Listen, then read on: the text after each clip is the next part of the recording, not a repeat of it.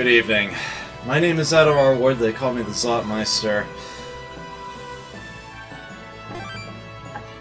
I welcome you to the start of my Final Fantasy Legend Masterclass. The start of the so-called Saga series. This original trilogy of games originally released for the Game Boy. In Japan, they were all localized as Final Fantasy Legend in the US. Funny little tale about that. Although they were made by Square, at the time it was just Square, not Square Enix. Although the Final Fantasy series was out there and was popular, they wanted to experiment a little more with their game creations. The designer in particular had ideas that he really wanted to put into an RPG that the suits were a little trepidatious regarding putting into a title they gave the Final Fantasy name. And that is where the term Saga came from. They basically made it its own separate series, so that it wouldn't impugn upon the Final Fantasy name in case that came to be the case. But of course it was a wonderful game, people loved it, and when they released it outside of Japan, they were like, yeah, let's give it the Final Fantasy name, it could only possibly help sales, right? So that's exactly what they did. The original Final Fantasy Legend was also simultaneously released with the Final Fantasy Adventure, which I believe is the first game in the Mana series? Those got released stateside essentially simultaneously. Now, I admit I've never played the Final Fantasy Adventure, and as a matter of fact, I've only briefly played Secret of Mana. Only like a couple hours, I think it was. But, the Final Fantasy Legend... In fact, I've got the original Game Boy cart right here. I have spent a long amount of time playing. I am very, very fond of it. I have all of, at this point, 11 original Game Boy carts. Sounds like it's a little low. I don't actually have an original Game Boy anymore, unfortunately. At one point in time, I did sell off my collection. Boy howdy, do I wish I hadn't. But, I did. And, I haven't exactly been, shall we say, champing at the bit to replace it. But, yeah, I do have this, and I do have both of these. I've got the rest of the trilogy here.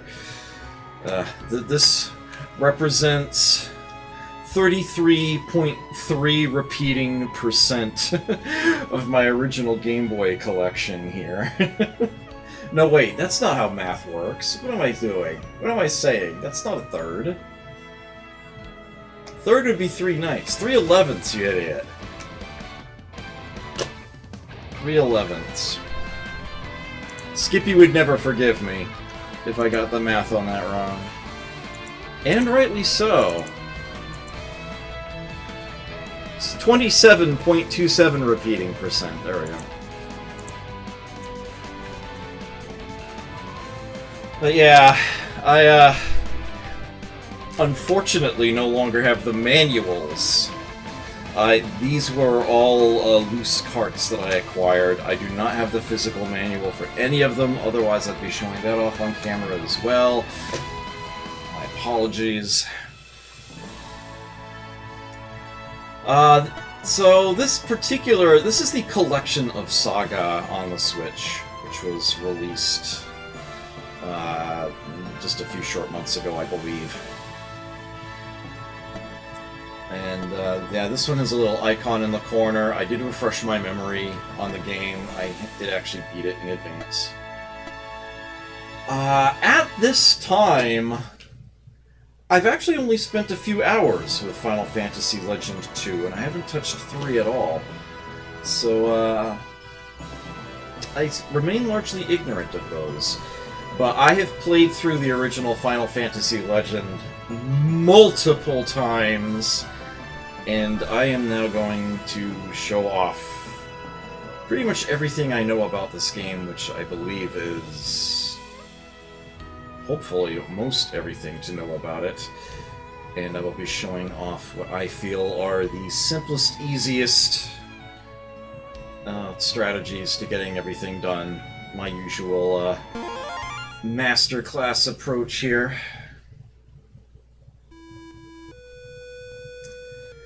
I do like how the Switch handles this. The whole interface is actually really nice. In case you were wondering whether or not this was worth picking up. I picked it up mainly because I was anticipating streaming these at some point, as well as it just being very convenient. The button controls that you see there on the screen are not just for looks. If you had the Switch in handheld mode, they would actually function when you push them. And there's even a screen rotation option.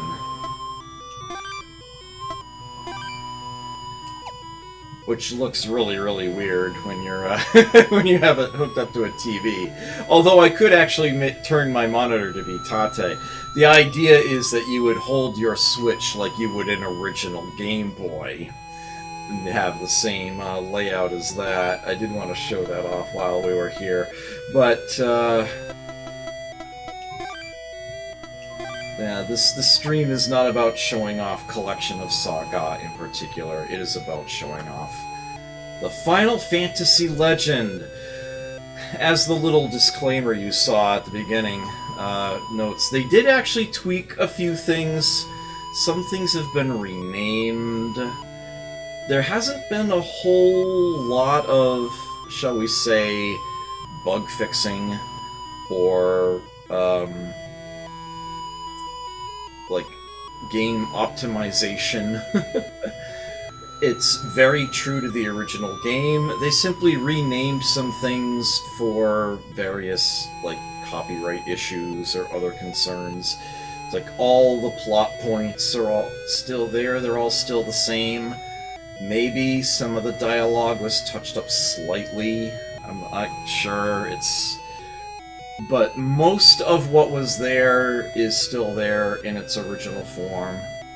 One thing that is really nice, if you look at the bottom left corner there, it says Game Speed Normal. And if you hold in the left bumper, actually it's a toggle, normal or fast. It doesn't affect the sound effects, so that they don't drive you nuts. But it does otherwise accelerate the game. Everything basically runs at a higher frame rate, and it helps tremendously with getting past the more tedious things in the game. It's like, if you know you're just going to be having everybody auto-battle to win an easy fight, you're just holding in the A button anyway, you can also toggle the game speed to fast and get it to go that much faster. I'm not going to be doing much game speed acceleration during this, except for moments where obviously nothing fancy is going to happen. If I have to do backtracking or whatnot, for some particular purpose, I might toggle it on for a bit, but for the most part, you'll just be seeing the game as it normally goes. I do, of course, intend to show off all the dialogue and all of that.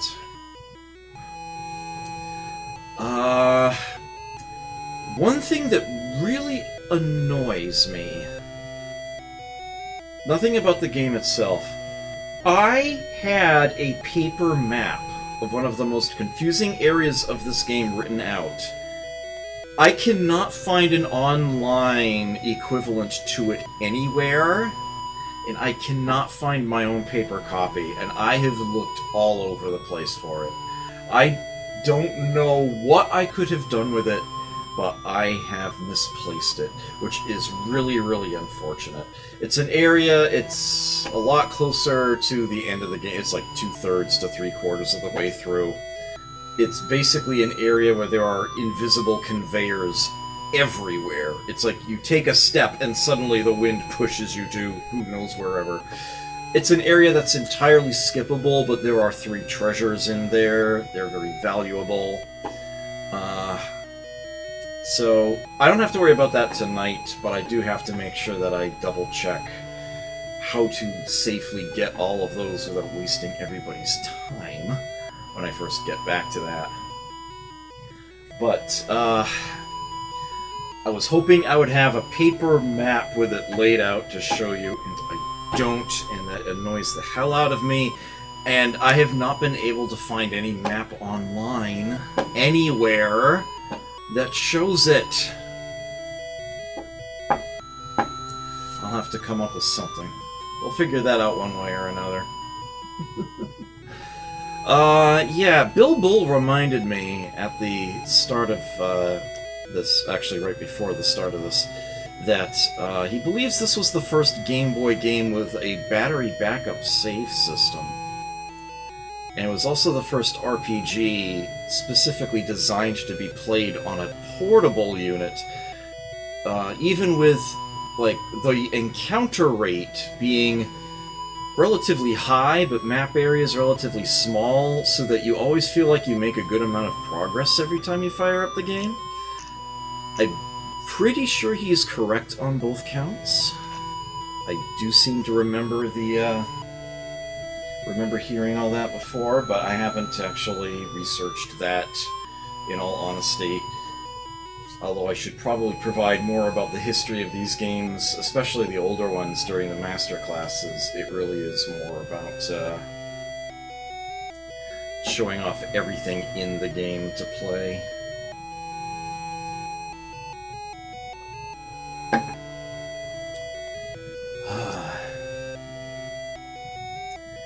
It has been said that the tower in the center of the world is connected to paradise. Dreaming of a life in paradise, many have challenged the secret of the tower, but no one knows what became of them. Now, there is another who will brave the adventure. Okay, so, first thing to know about this game. There are 3 character classes.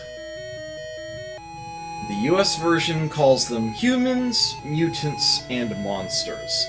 The Japanese version will refer to the humans, I believe, simply as warriors, and the mutants as espers.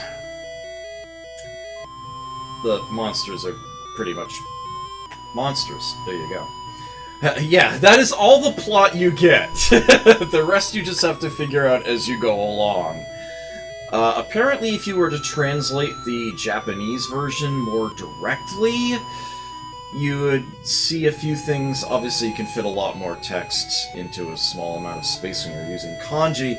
You get a little bit more bits and pieces as you go along. I'll try to cover those when I, as they come along, as I know about them. But, yeah, in general, that is it. There is a tower in the center of the world where this game takes place, and your objective is to get to the top of it. Supposedly paradise is there. What else are you gonna do? That's what you have to go on. Okay, so there are male and female versions of the human and mutant. I will call them that because this version of the game does, as much as I prefer the terms warrior and esper.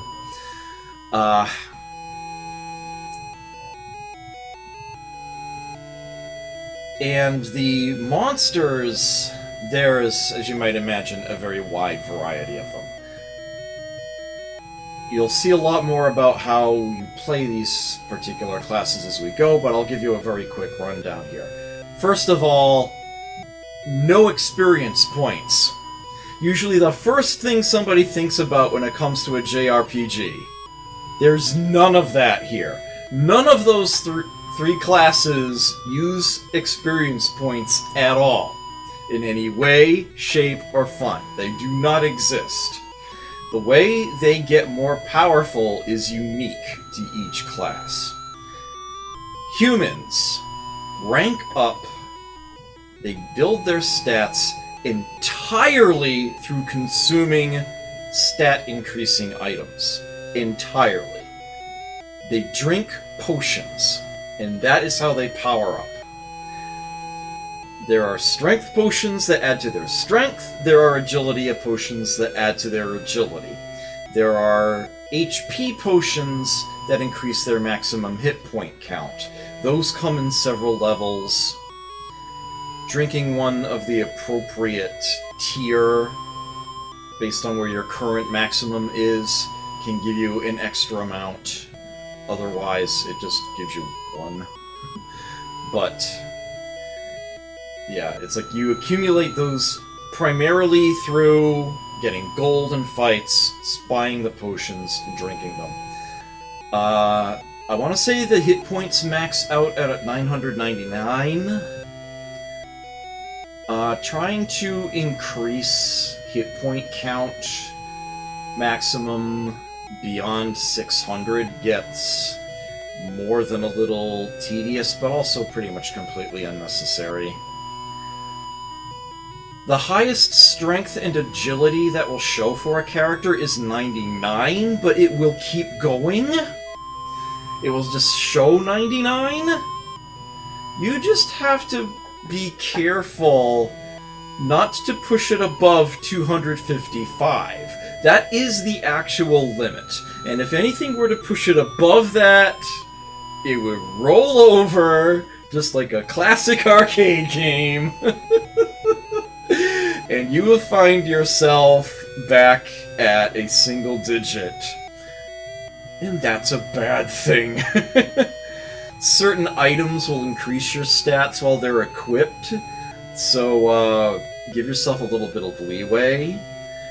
Honestly, anything over like 120 is massive overkill anyway. But yeah, it's like 99 would be fine. But if you can keep track of exactly where it is, you can bump it up to like 200 or something and just be utterly dominating. The Espers, or mutants. You do not control their growth. At all. It is insanely random.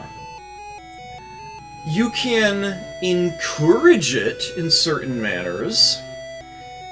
If you put them in the front of the party and they take a lot of damage, they do more tanking, they're more likely to gain hit points. If you arm them with strength-based weapons, they're more likely to gain strength. Arm them with agility-based weapons, they're more likely to gain agility. But what you actually gain in any one particular battle, if anything, is entirely random. Now, humans can have 8 items equipped at once, maximum. There are no, like, dedicated slots. If you want to, you could give them 8 weapons, or you could give them 6 weapons and a couple potions. Or you can equip them with 3 or 4 different pieces of armor, and those are mutually exclusive if they are for the same place on the body. You can only have 1 helmet, 1 suit of armor, etc. There's 1 set of armor later on in the game where you can't wear any other armor if you have that on, because it's supposed to be a full-body suit. But beyond that, yeah, it's like every piece of armor you have equipped is another one of those 8 inventory slots you're taking up. So that actually becomes a main mechanic, is managing the space you have available. Mutants only have 4 slots for inventory. The other 4 slots are taken up for abilities, special abilities. They're essentially your spellcasters that will come and go at random. In general, as the game goes on, they will be more likely to have something more useful present in at least one slot, but you can never count on anything sticking around. You could get this ever so devastating attack all enemies on the field at once, big ol' fireball spell or whatever, and be like, yeah, this is great! And you take out your next 3 battles quick, and then it's just like, gone. Replaced with something that gives you a slightly increased dodge chance. They just come and go, and you don't control it. With that said, though, it doesn't cost you anything. In my experience, mutants actually grow faster than you could get humans to grow through grinding. And although a human can potentially be more powerful than a mutant, getting them there is entirely unnecessary and really not worth the time. Yeah, there is a lot of chaos to this. And I haven't even gotten to the monsters yet, okay? So yes, it's like human male, human female, they function exactly the same way. The only difference between them are their starting stats and starting equipment. Same thing goes for male and female mutants. These are all possible starting options for monsters, but they're really only one character class. These are the exact kind of monsters you could be put up against as enemies in the game early on.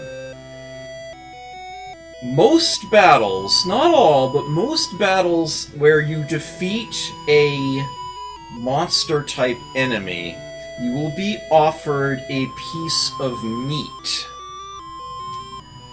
from one of those monsters that you defeated.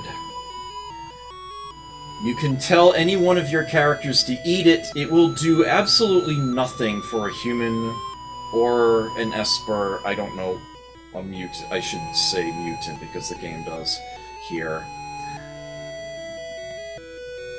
It gives you the option to, but it will never do anything. Meat is for monsters to eat. Monsters can transform into other monsters by eating the meat. That is how they rank up. There are like 14, I think it is, different tiers of monster in the game. And when you eat meat, you could transform into another monster of a completely different type, possibly one that's a tier higher, possibly one that's a tier lower. It's not until you get up to, like, the penultimate tier that things finally become locked in place and you cannot rank down below that. That will be some time coming. Here's the big secret of this game. It feels completely random. If you have no idea what you're doing and you just have your monsters eat every bit of meat that comes by, it's like, yeah, this monster's great. Oh yeah, this one's even better. Ah, crap, I'm right back to the one I started with? It's not random. It is entirely deterministic what your monster will become if it eats a particular piece of meat.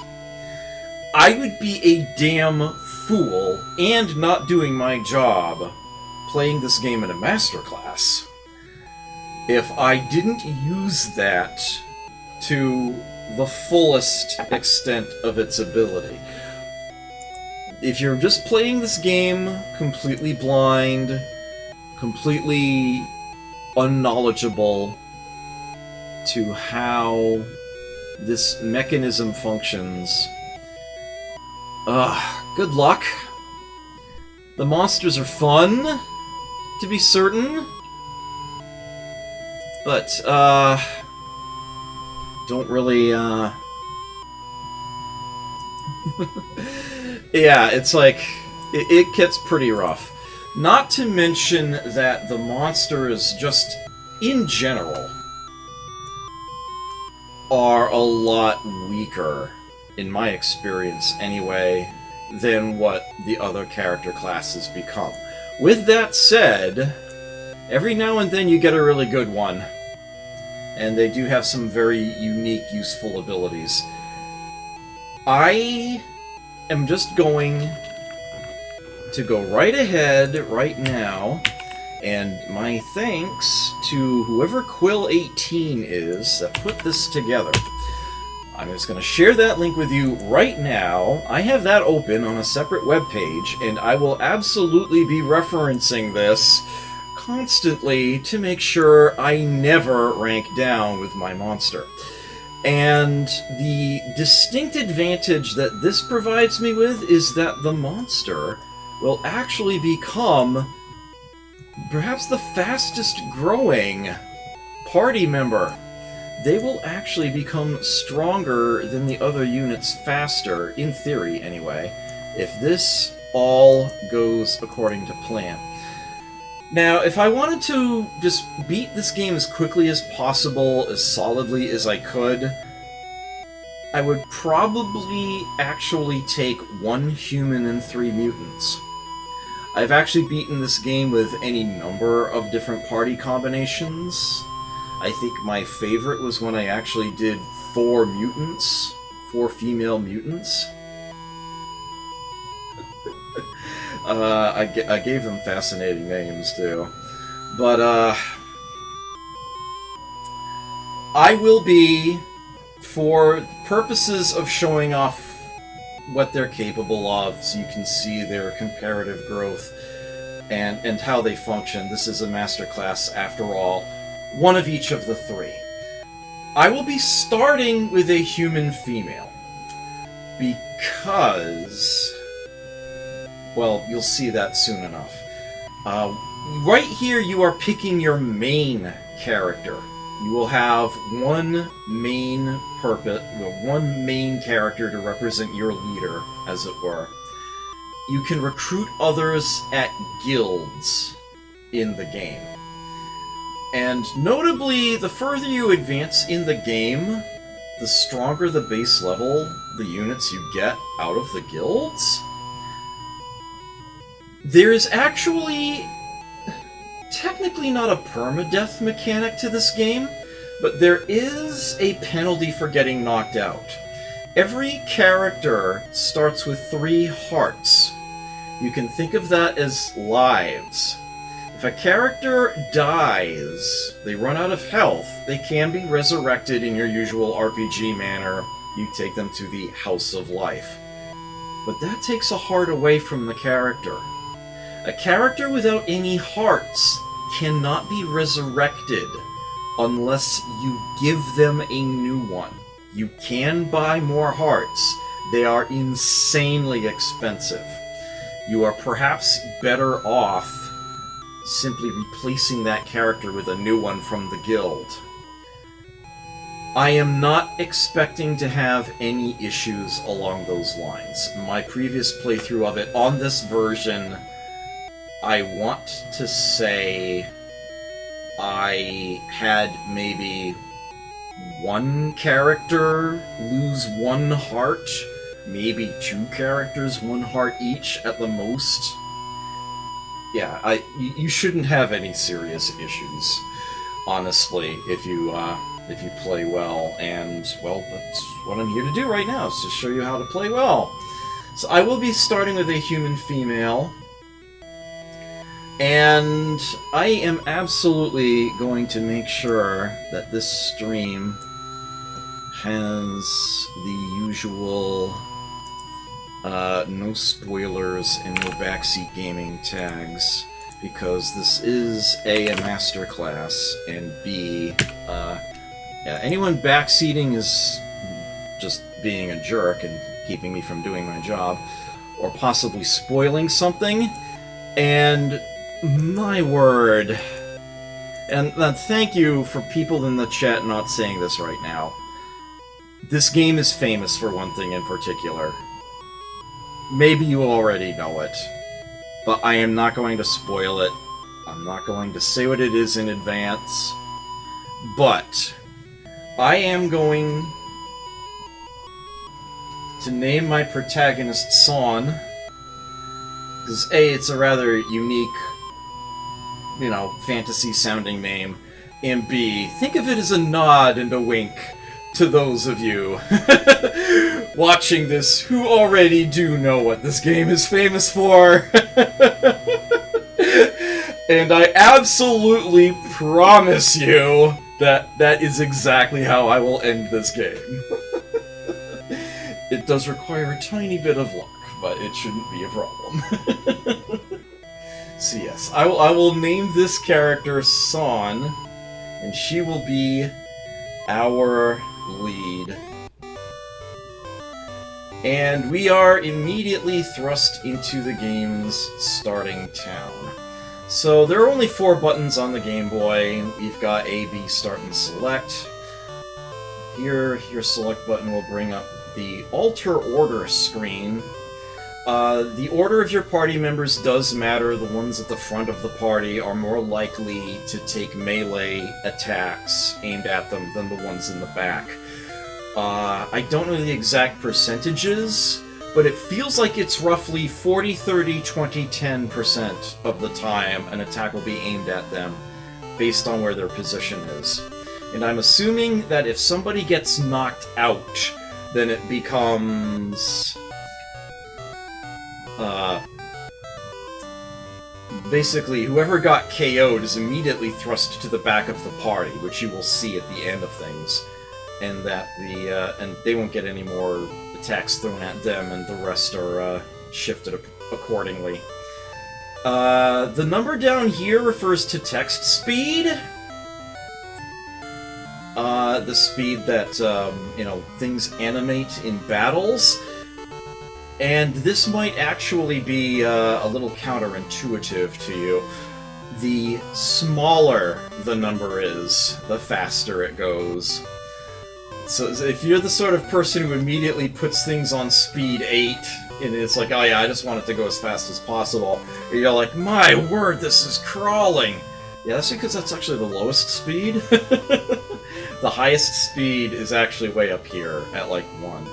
I am going to not leave it on the default of 5, at least not for long. As a matter of fact, I'll put it on 4 now, and I'll probably slowly creep it up over time as you start to get more used to seeing the sorts of messages that come up in battle and whatnot. If it were just me playing it, I would probably put it on 2 and just be like, blazing through things. I don't want to put it on 1 at any point in time.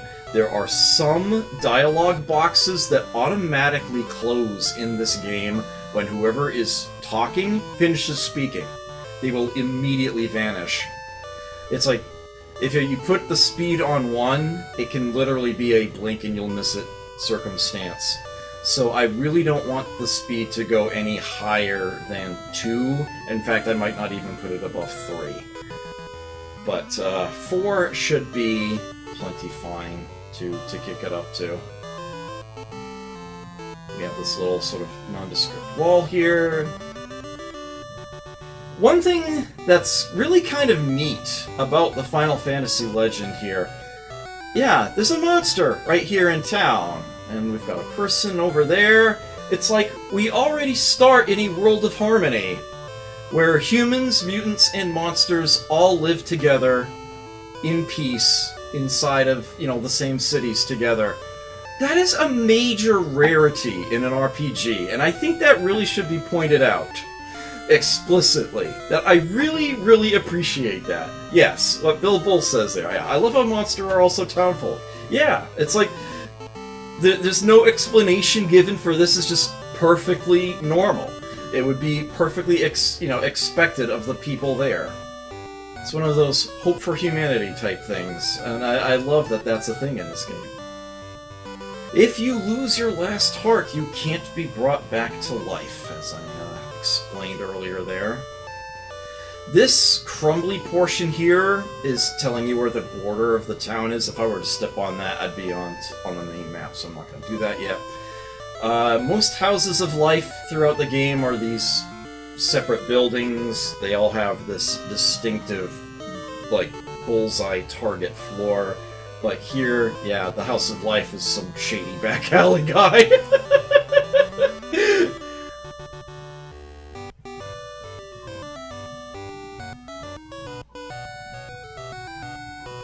If you want to advance, choose members at the guild. Yeah, this is the sort of RPG where single character challenges are very popular and very common. And, well, I could do that, but, you know. I would rather show off everything this game has to offer. It is tempting to try to do this with 3 characters, one of each, and that's a perfectly reasonable, fun challenge to do. Not too strenuous, missing a spot, but I am actually going to fill that 4th seat.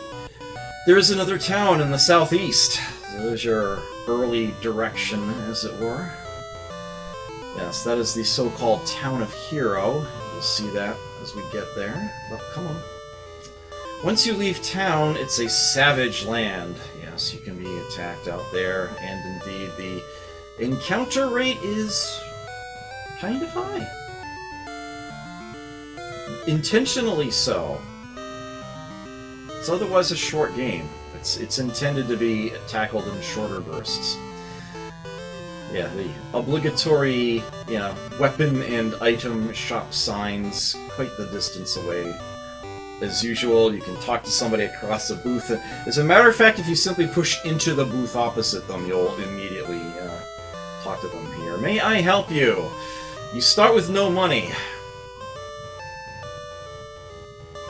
So yeah, we're not going to be able to buy anything yet here. If you want to know what the stats are on an item, look it up online. This game does not tell you at all. All that you can really do is experiment with things, see roughly how they function. Generally speaking, you can get an idea of how well they might work just based on their name. Their cost is perhaps the biggest indicator. As you might imagine, the longsword and the axe are both strength-based weapons. The rapier is an agility-based weapon. I will be saving an awful lot of time and money by never powering up Son's strength at all at any point during this run. It will stay at its default. By starting with a female character, she has a little more agility than strength, which is only going to help the process. And that's not all. You will see in a moment gold armor available in this town here, and spell books, ice and electricity. All weapons and items in this game, well, armor is an exception. As you can see, there's bars there. You just stick armor on and it's passive and it does its thing. But, weapons get exhausted. They have a limited amount of uses. Same thing for the spell books here. Humans cannot use spells at all. Monsters can't even equip them. They have no inventory spaces. Everything that you see on a monster's inventory screen is the list of all of their abilities that they can use in or sometimes out of combat. But yes, so these are entirely for use by mutants. Only espers can use those. So we don't really have anything to, yeah, can't buy anything yet, and here on the item shop. This is actually called Strength in the original Game Boy version, but I guess to separate it out from the stat name, they call it Muscle instead in this release. So there is that. And we have agility here. And these are the item potions I was referring to earlier. Downing either of those will add 2 to the appropriate stat for a human character. And make sure it's a human character you have use it, because it will do literally nothing for a mutant or a monster. If you accidentally have them use one of those, you will have thrown 300 gold down the toilet. HP 200 will give some random amount of hit points.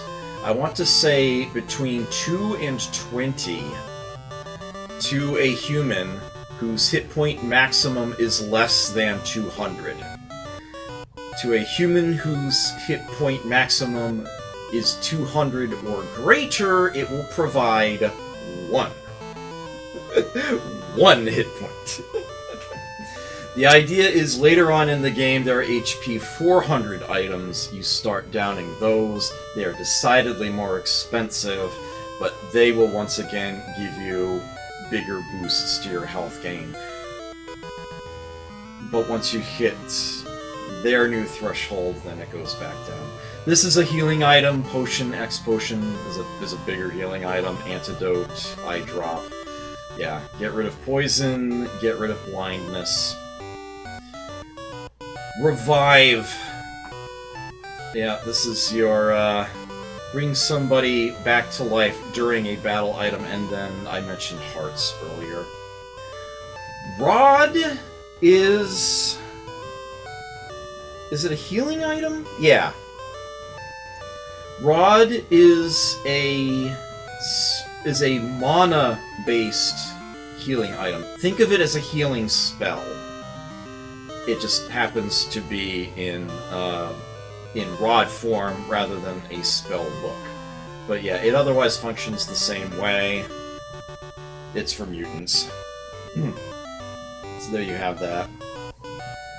Yeah, you need the chart that came packaged with the game to know the exact stats of equipment. Right. Yeah, and guess what I don't have on me? Not that I need it. But we'll be alright there. Okay, in case you're wondering what she's actually armed with, let me hit the old start button here. By the way, it's... yeah, these X and Y are your start and select buttons for this. I want to say that by default they mirror image them compared to the Game Boy, but yeah, you can alter the buttons there. Position 1F, maximum 1F is referring to the tower in the center of the world. Actually, let me just show you that real quick. Here's the tower. Here's its front door. Door is locked by magic of black. Not very informative. But yes, this whole area that we are in is essentially lined up with the first floor of the tower. So you could almost think of that as a scorecard. It's telling you what floor you are on and the highest floor you have ever visited. From here we have save. You can save anywhere. As soon as I do this, of course, I'm erasing my save from my my earlier victory, but that's okay. That happens sooner or later. So the ability screen will bring up your 4 party members here, assuming you have that in. Spaces for those that you don't. This is what she starts equipped with.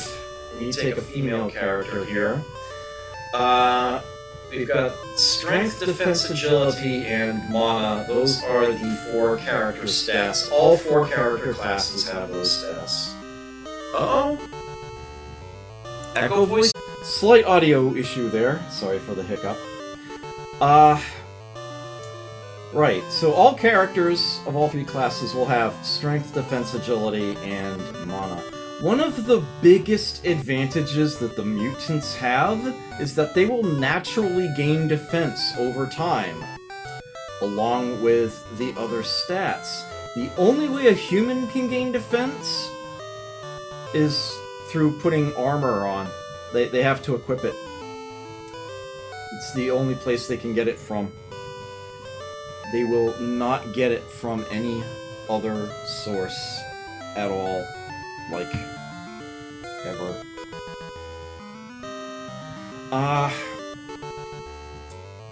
But yeah, mutants will actually naturally gain defense over time.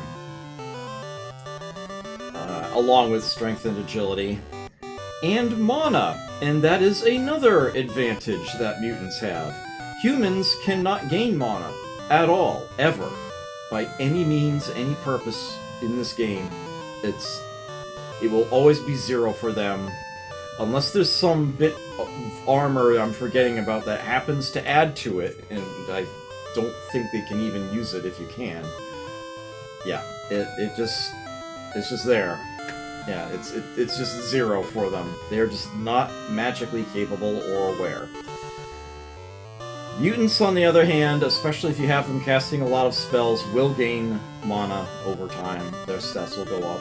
I should note that a mutant's stats will actually never go above 99. I told you that these stats can go as high as 255. If you find a way of pushing them up there, a mutant's natural stat growth will never put a stat over 99. So they will actually hit a natural cap that they do not have a means of progressing beyond, whereas in theory a human actually can. So there is that. That is one downside to the mutants. And of course, monsters, their stats are locked in place based on whatever species they are.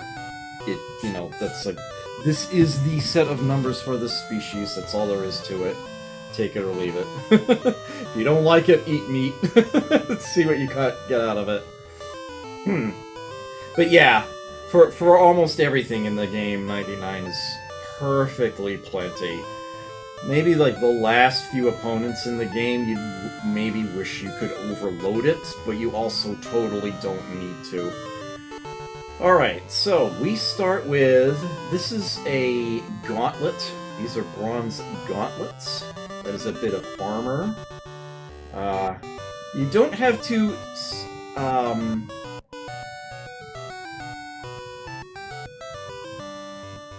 equip anything. Like, there's no, like, special marker on it. Just the fact that it's in their inventory means they are wearing it. That is why she has a defensive 1. Yeah, it's not like you need to put it in the character's, like a particular armor slot, or have it marked as being, like, equipped or something like you might need to see in some other games. If I go to the equip option, this is to take things in and out of her personal inventory. Her starting saber and her bronze gauntlet. So you can see her defense is 1. If I take that out, it's 0. If I put it back in, it's 1. Yeah, so you just need to have it sitting there. Now, that starting saber of hers is insanely powerful for what you actually need at the beginning of the game. It is... I see why they did that, so that you don't have to worry about getting your character started. Your first few battles you can win very quickly. But yeah, about that, there's a much, much better thing you can do with it. You can sell it. It is way too powerful for what you need for the beginning of the game. You are much better off getting a big chunk of money out of it, buying a nice inexpensive rapier to replace it, which is perfectly acceptable for early game opponents, and buy a set of armor instead. I highly recommend you do this.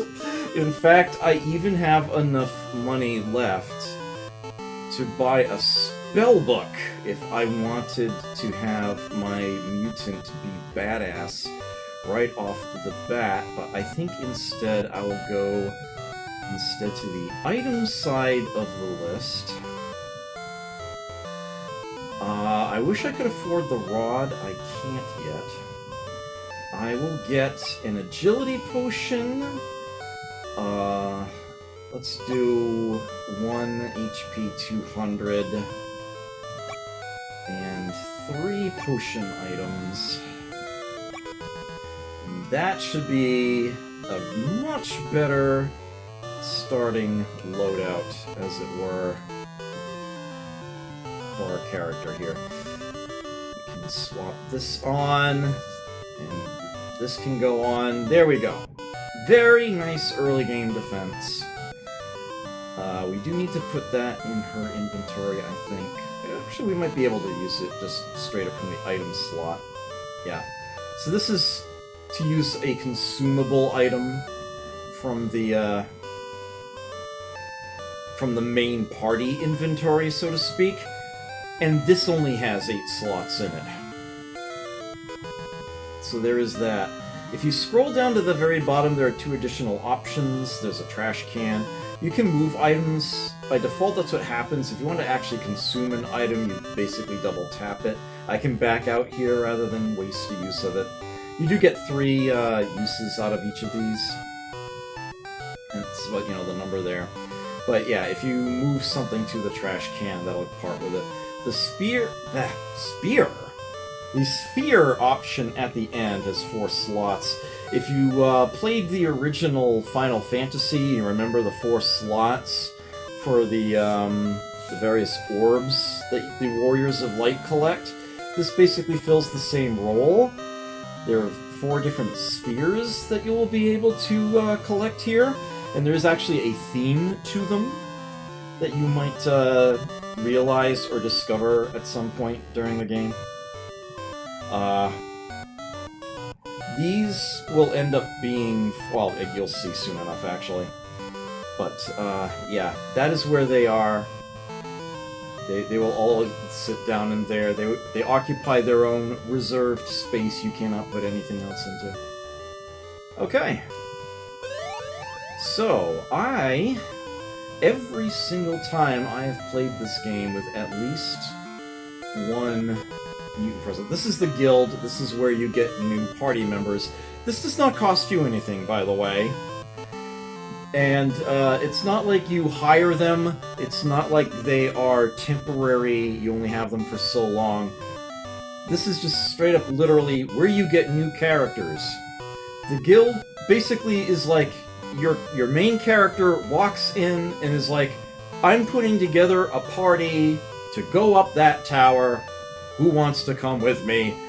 And whoever you decide to add to your party is somebody that raised their hand. You can pretty much think of it that way. So for my second party member, I will have a mutant female for the same reason that I want a female human, I want a female mutant. And I have always liked the name Zyla for her.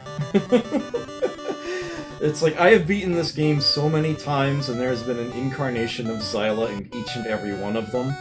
Now, that is one downside to starting with a mutant. Their stats are pretty low to begin with, only 20 HP is kind of rough. A main character walks into a bar, you're sure there's a joke there. Yeah, the joke is, you'd think the rest of the party would have seen it happen and ducked. There's the joke. I believe that's how the joke goes. Oops, I did not mean to toggle the speed there. Okay, so we are going to add a monster as a third party member. It really does not matter at all, honestly, which you take. It really doesn't. They're pretty much the same at this point. Also, I made a mess of my windows on my desktop. Let me fix that. Okay. Well, I do actually like to start with the lizard.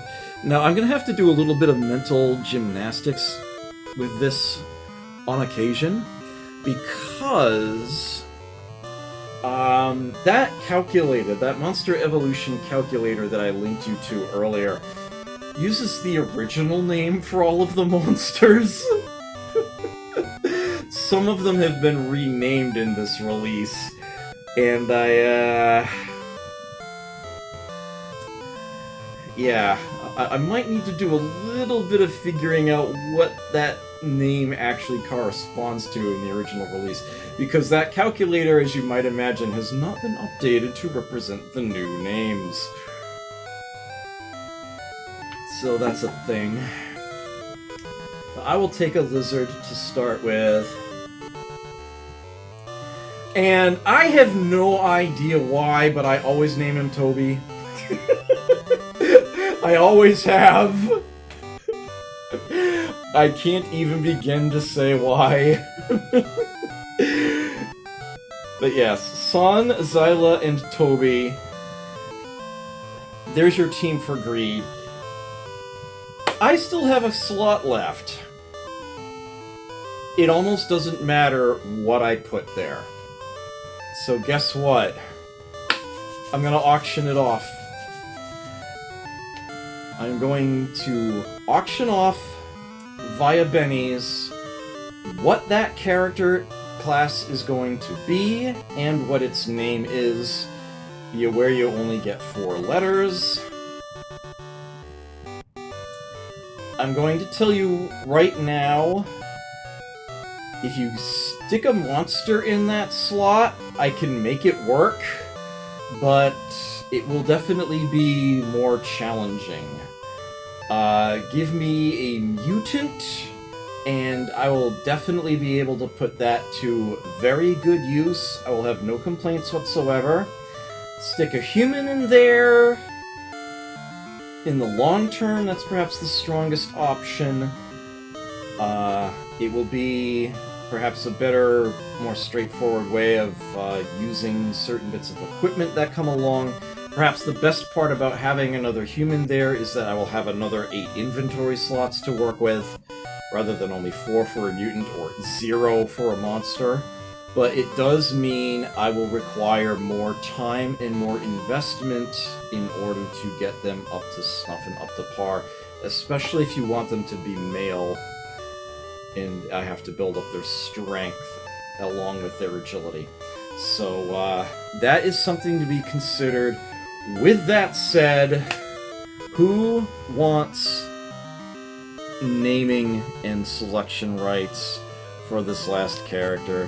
Let me bring up that master list of bennies. Incidentally, I decided, in honor of my 5th anniversary streaming, to not penalize anybody. Nobody lost bennies. Normally you lose 100 every 3 months. Nobody lost any. Everybody got to keep them. Everybody who showed up for my anniversary stream actually gained 100 when they did. So there's that. Grim Agent is bidding an absolutely pathetic 100 bennies to start with. Honestly...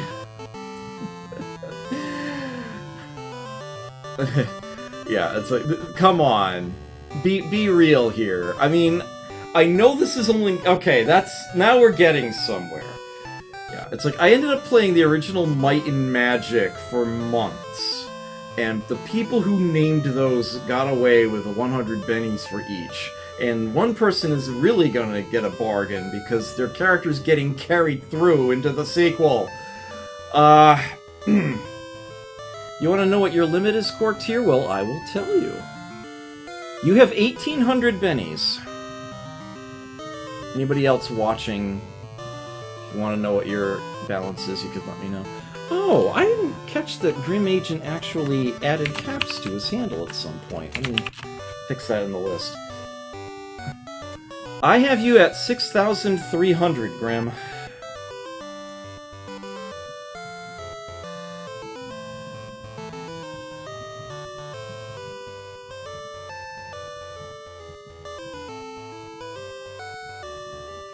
How many people do I have at 5 digits? 4. 4 people are at 5-digit Benny counts. One of which I have not seen at the stream in years, but it's still there. It hasn't drained out yet.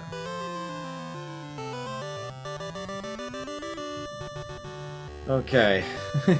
Yes, you actually do spend yours on occasion. Alright. 1,000 bennies. 1,000 bennies to select the character and name them. I've got lots of people on the bennies list, but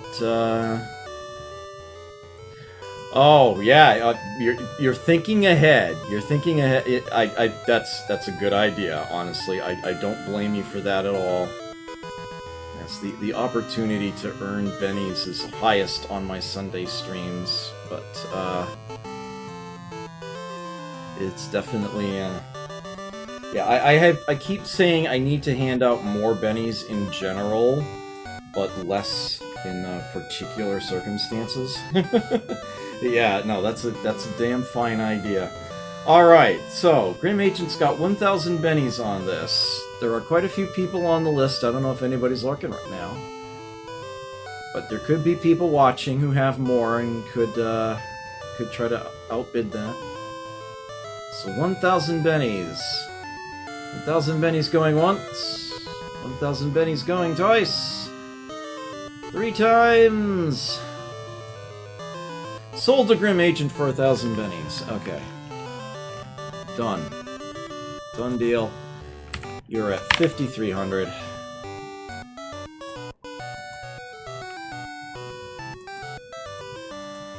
Alright, so first off,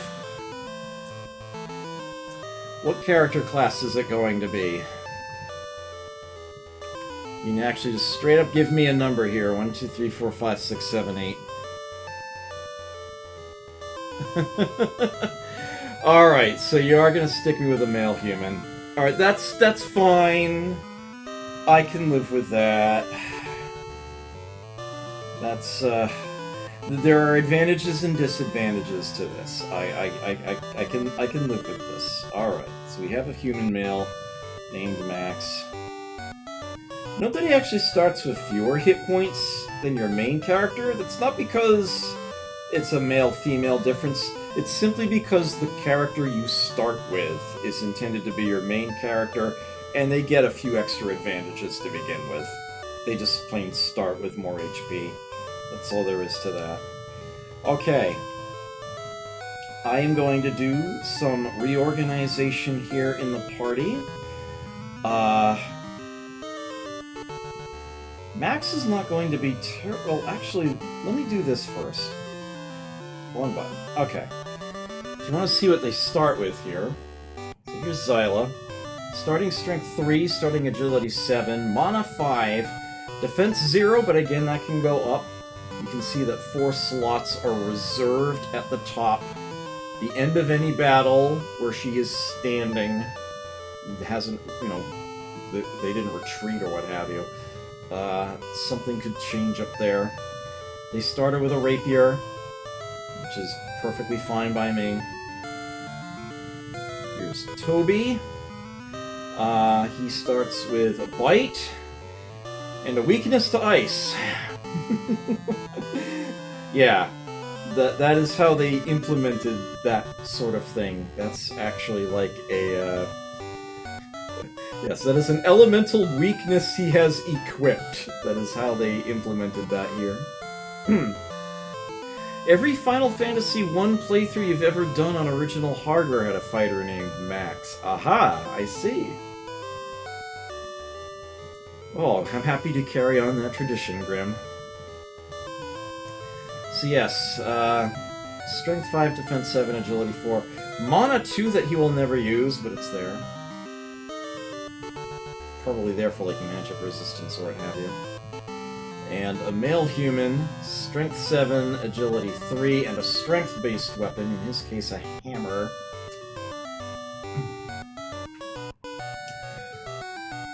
To the best of my knowledge, in case you were thinking this already, yes, if you are that patient, you could actually have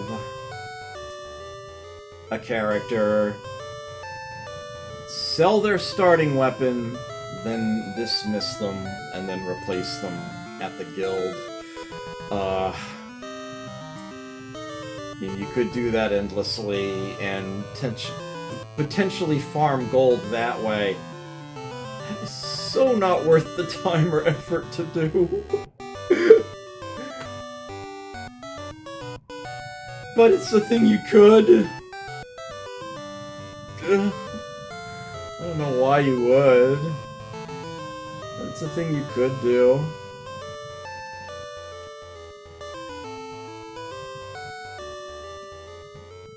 I won't leave. I think a unit actually has to be dead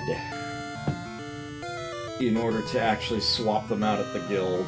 I might be mistaken.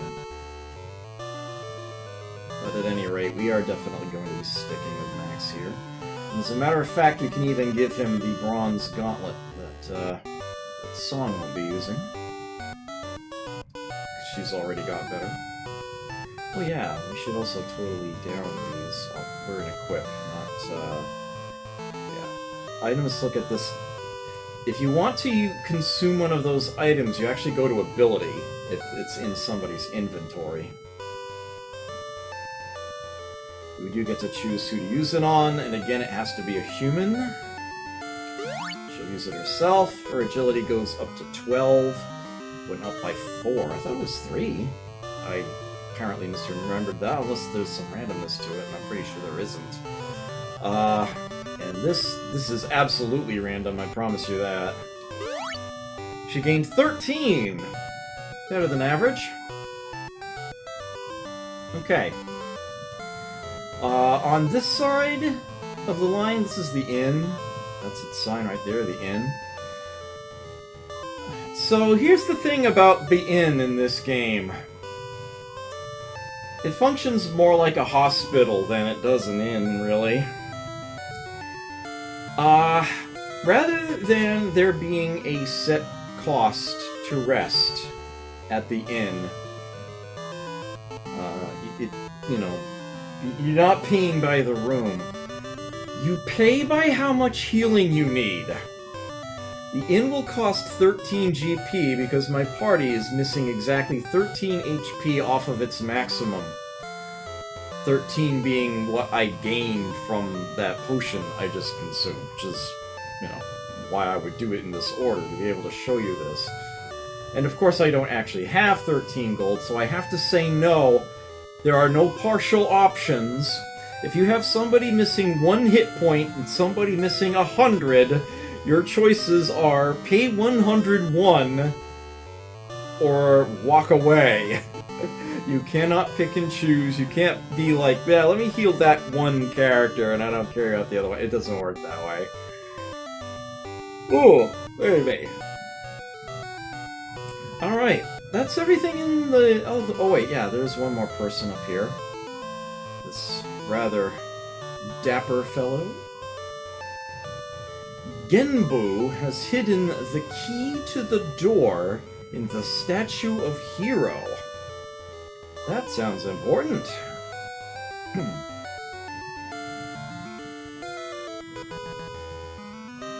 Okay, so yeah, there's the Tower Town showing on the map. This is just a plain old empty square we're in right now. Water tiles up there. And our first fight is against a simple goblin.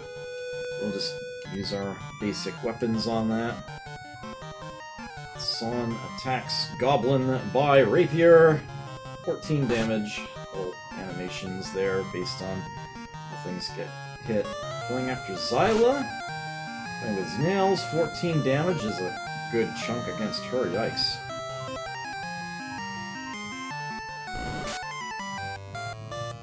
He takes 4 damage. Oh, he deals 4 damage, excuse me. That's all she wrote. And we found Meat of Goblin. So yeah, this is slightly faster than the default rate of text. Mind you, I could be holding in the A button and accelerating through it.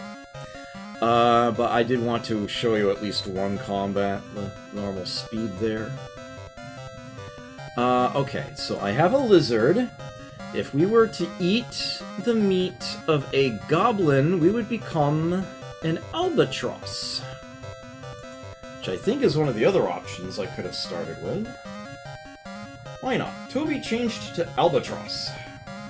And we got 40 gold pieces. Again, you don't earn experience points.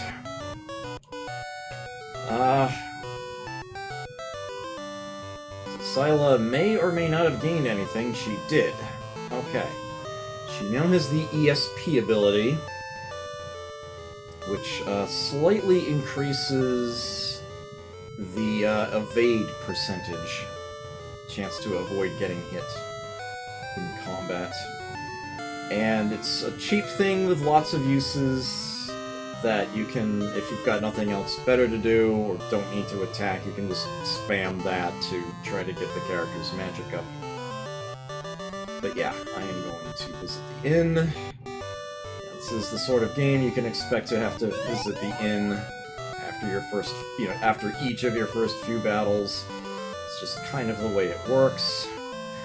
Part of me wants to move Max to a higher spot in the party, but I think I'll leave everybody as they sit. Yeah, let me actually, bump the speed up to 3.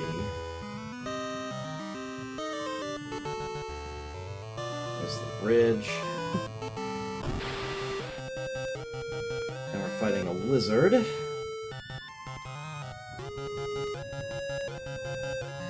As you can see, the text is a little faster now. A nice little twink. Nice in there. Someone took no damage from the bite. Pardon me.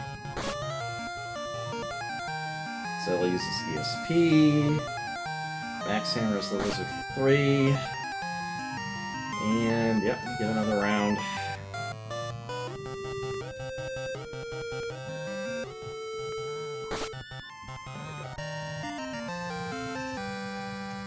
And we found Meat of Lizard, which is what we were. If we eat this, we become a goblin. So yeah, if it'll just jump. I should have actually shown you the albatross while we were there. But yeah, there's the goblin. Good strength there. And yeah, this is just here to give you a visual reference, help guide you to the next town.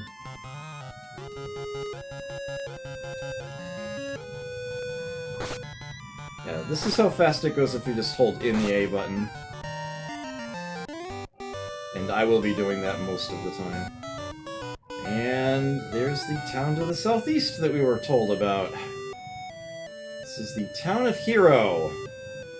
The statue of Hero is in the center of town. Let's take a look at that. Neat. Something missing from this statue, Son says. Let's use the inn. Yeah, when you see an inn that looks like this, they will all look like this. You can talk to the guy directly, or be on the other side of the counter, whichever you prefer. So yeah, if you come into a building and it looks like this, it's an inn, there's nobody hiding in the corner, it will look exactly like this one. They're all exactly the same. If we come up this way, I'll go in those in a moment.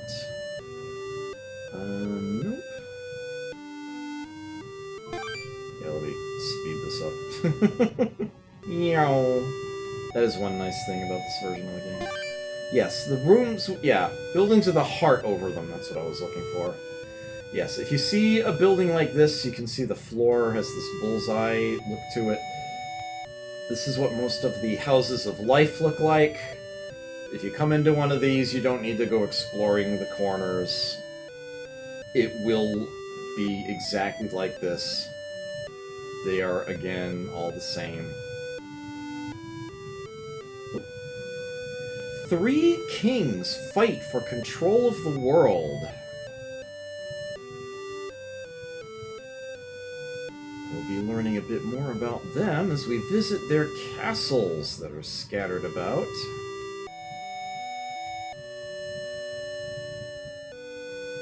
Come on. The Castle of Shield is nearby. Yeah, very nearby. Pop into here. The Castle of Armor is to the northeast. The three kings are shield, armor, and sword. This is interesting looking. A long time ago, the statue of Hero wore armor. A long time ago, the statue of Hero wore sword. A long time ago, the statue of Hero wore shield. Ah, that sounds like an objective. The Castle of Sword is in the Southwest Mountains.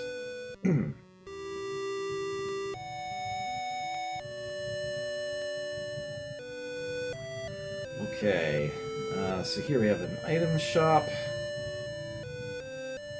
The bell, I believe, is to awaken sleeping players. And, I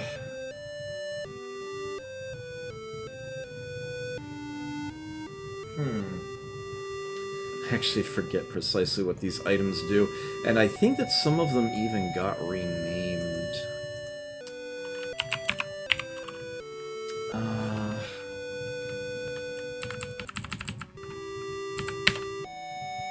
Yes, thankfully I did have this bookmarked in advance. Yes, Bell is to remove sleep. Shocker is to remove paralysis. Okay, there we go. Yes, Shocker removes paralysis. Right, okay. And again, hearts.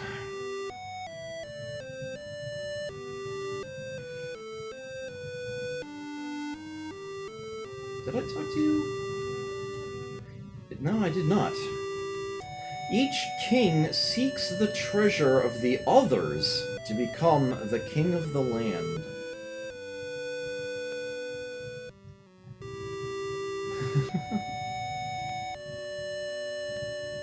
And here we have an item, a weapon shop.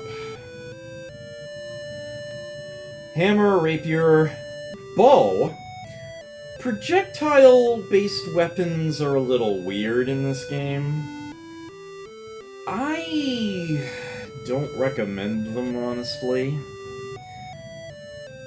Their damage is perhaps based...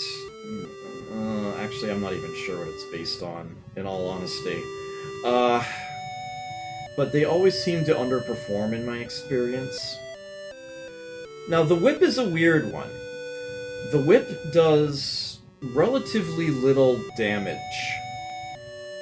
compared to other weapons, especially for its cost. However, if it hits an enemy, it stuns them. If you act before they do, they lose their turn that round. So, I'm not planning on using them much, honestly. I'm perfectly fine with a more DPS-based approach, but some people might very well find those to be useful. Okay, the punch is a so-called martial arts item, and these are weird, and these will take a moment to explain.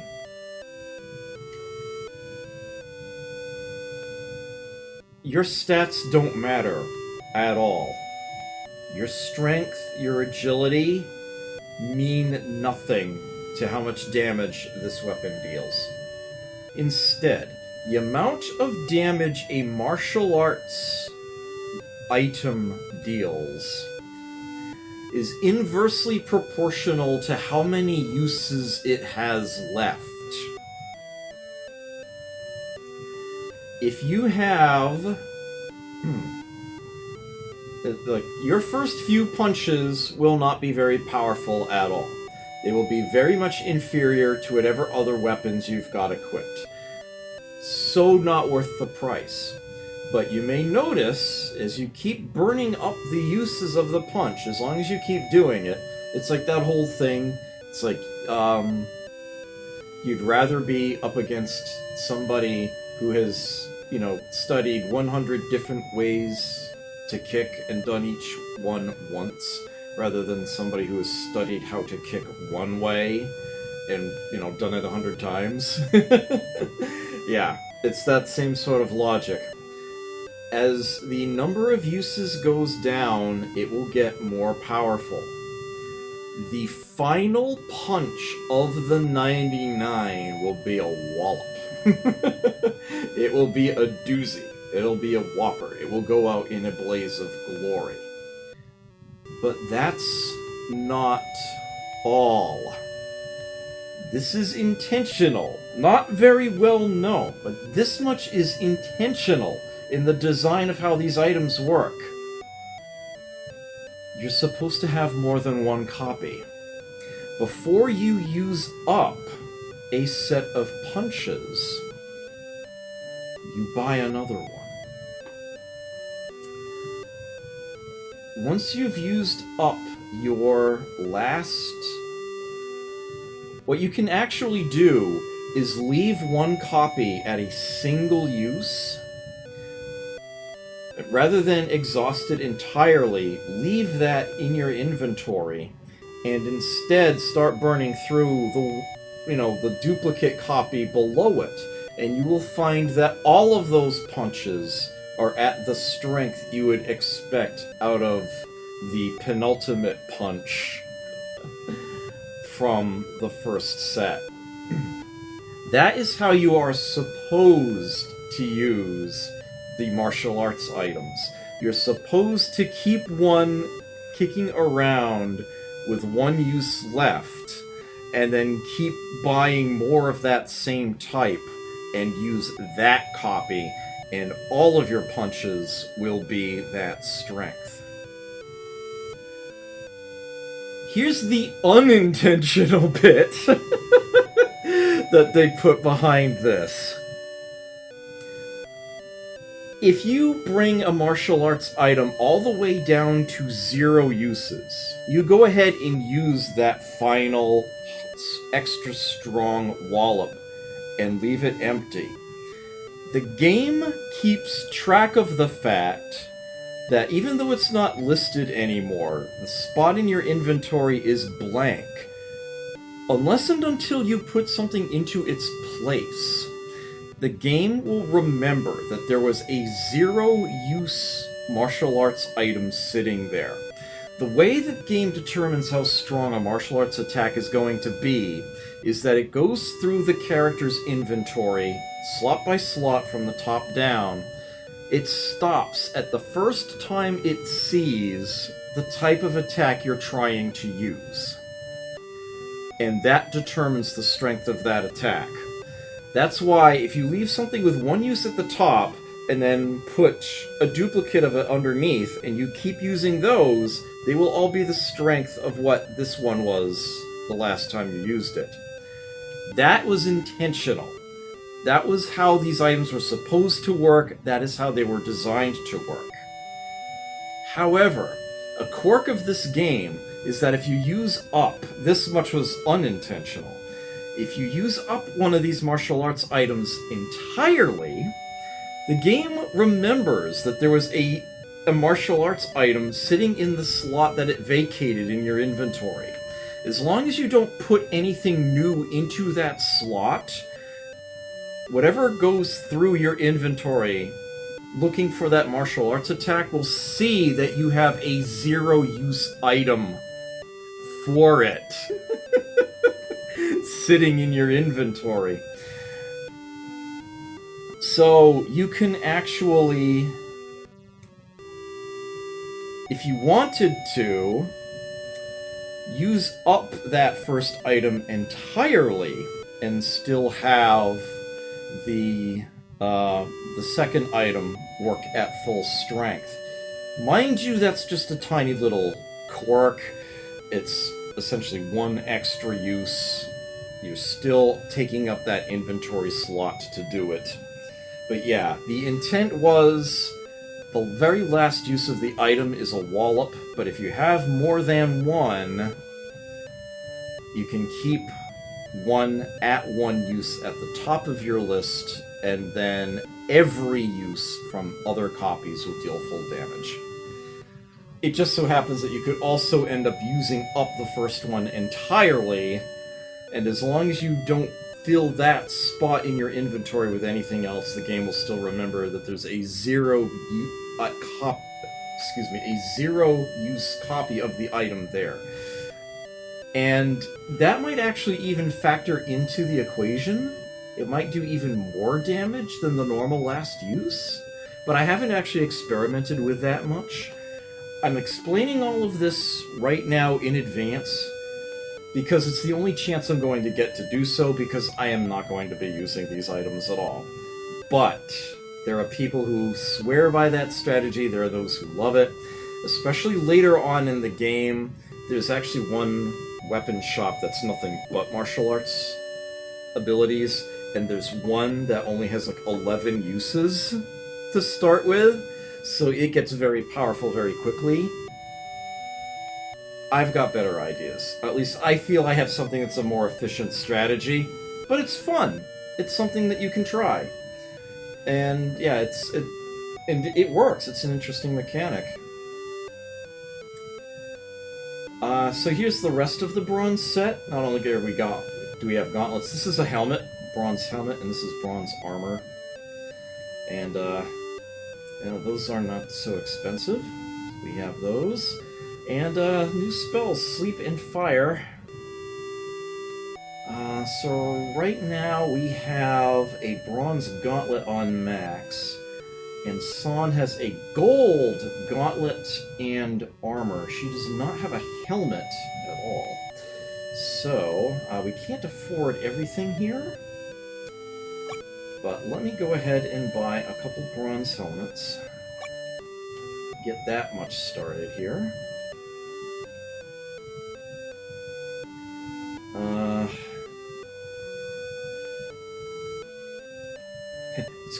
You can't move things around inside of a player's equipment. So it's gonna drive me nuts if I don't have the helmet on the top slot.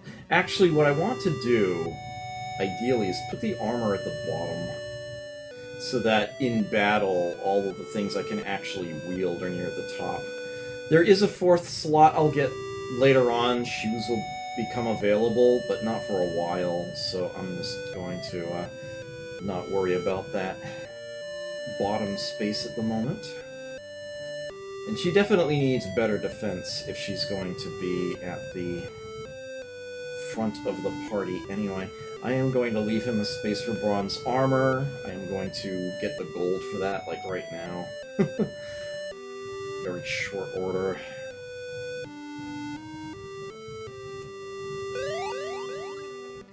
No reason not to save often, even though I don't think I'll need to reload a save except to, the start of a new session. When the statue was intact, we could enter the tower freely. Ah, so there's your last piece of the puzzle there. So we need to go to all of the kings, we need to get their equipment, re-equip the statue as it used to be, and then we can enter the tower. That's how it works.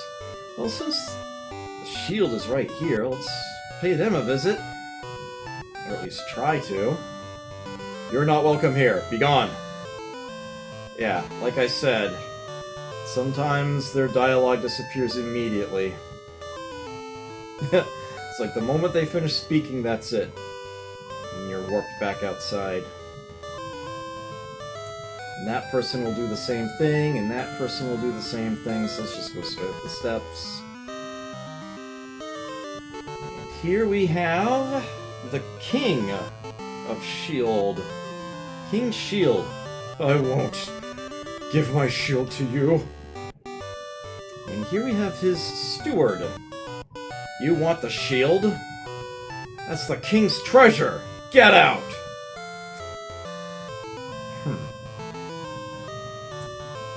Well, don't seem to be able to interact with him just yet, now can we?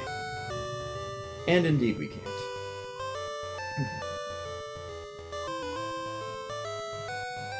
Now, I'm pretty sure that the other two we can handle in pretty much any order, but I'm going to do armor first, because trying to do sword before armor is really, really rough. Like, really rough.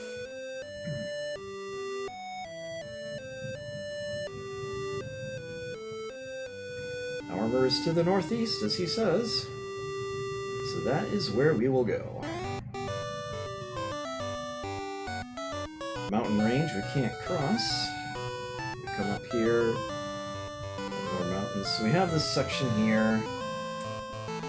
Water again. Come on this away. The bridge. The bridges separate out areas that are of relative, you know, increases in difficulty in the fights on average.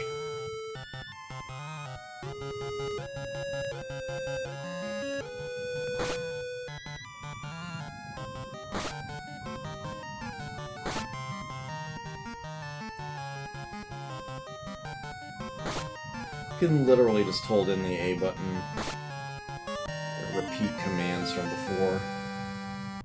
How much gold have I got? 56, okay. Bronze armor is 80.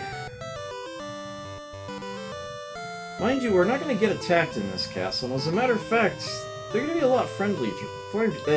Words! A lot friendlier to us in here. Welcome, friend. The king would like to speak to you on the second floor.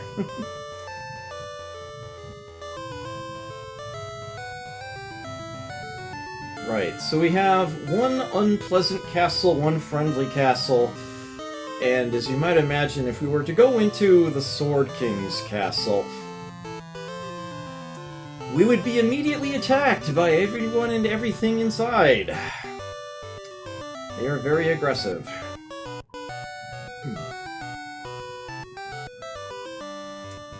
They all say the same thing for some reason. This game likes its very small mazes. Nothing too annoying.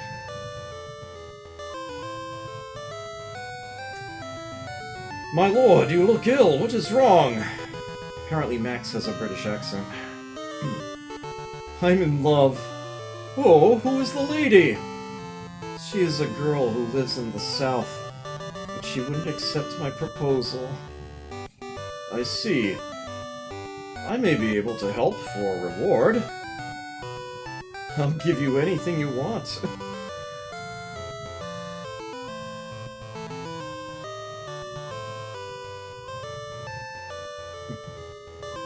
Aww. Poor king is heartbroken. Oh, thank you. If only I was afraid I'd have to wait for him to move. To the southeast. A little village. Oh dear. Okay, so this is one of the nastier early game opponents, to the point where I'm actually going to use the rapier here rather than ESP. As you can see, I'm not dealing much damage to him.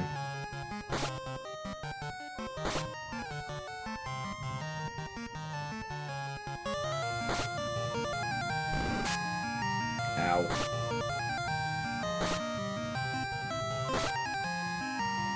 The whole party went 2 rounds and he's still standing.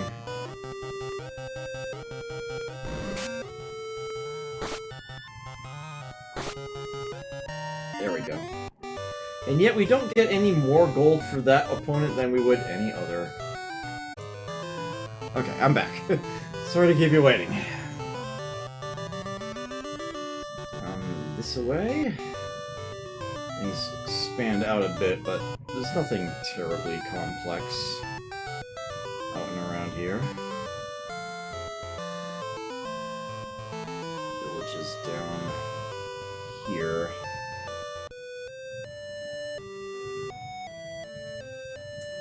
There's an inn, much needed. I'll take it. I should note that resting at an inn, not only does that refill all of your HP, but it also refills the ability counts for monsters and what's in the top slots for mutants.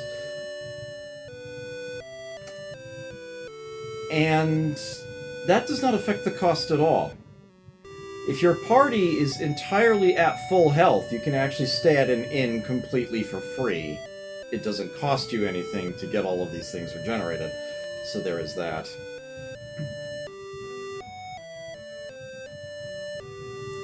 The bandits live in a cave to the west.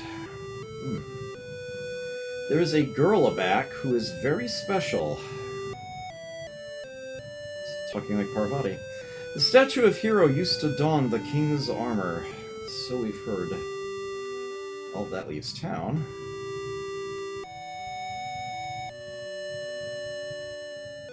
Here we have a shop, hammer, rapier, longsword. Kick is another martial arts item. As you can see, it is a lot more expensive, but it does deal more damage. And there's only 88 of them, so you get to master it that much faster. Okay, shields are a little weird. Gotta say, generally speaking, not a fan.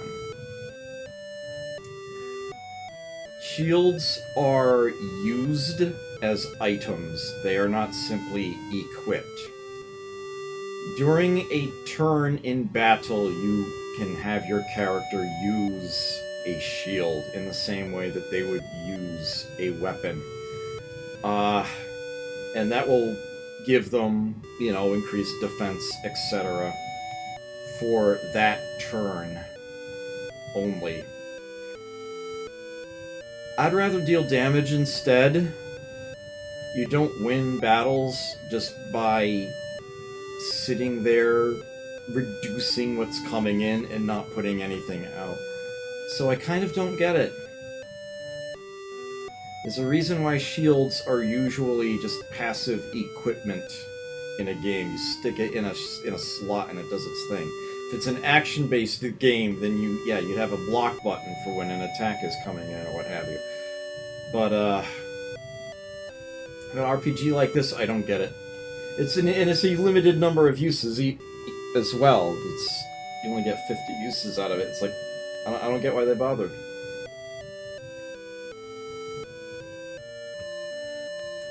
I do not see how that could possibly be in an efficient strategy in any way, shape, or form. So, pay them no heed. Fire Nice books available there. You can only sell things out of the main party inventory. If you wanted to sell something someone is holding, you'd have to go to equip and have them take it off first.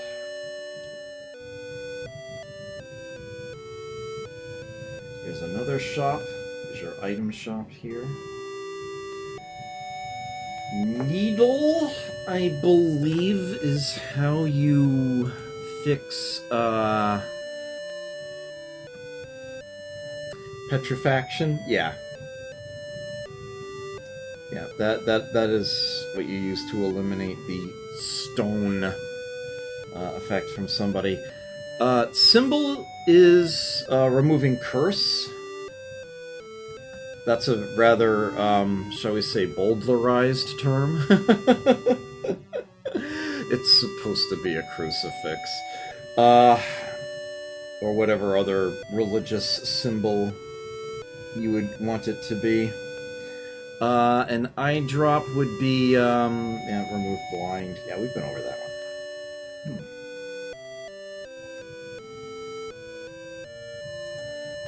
one. Okay. And up here... I've heard about you. Why did you turn the king down? Bandit has threatened to destroy the village unless I accept his proposal. Well... that's not right. Maybe we should go fix that. And, the House of Life in this town here. It's the guy on the water. And they're kind enough to put an exit to the town right there. There's nothing down further below, although you could circle around this way if you want to. Ashigaru. They only get 7 characters for monster names here. Or is it 8? Yeah, it is 8. But, common transliteration, choice there. Normally when that term is, Romanized, they'd put the H in between the S and the I. There is no C sound in Japanese, it's always she. This will not leave meat. This is not a monster.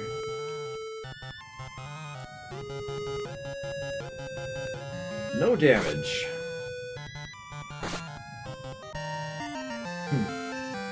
Yeah, that's why I sold the starting saber and bought gold armor instead. But yeah, you can come out and around here, and there is the cave.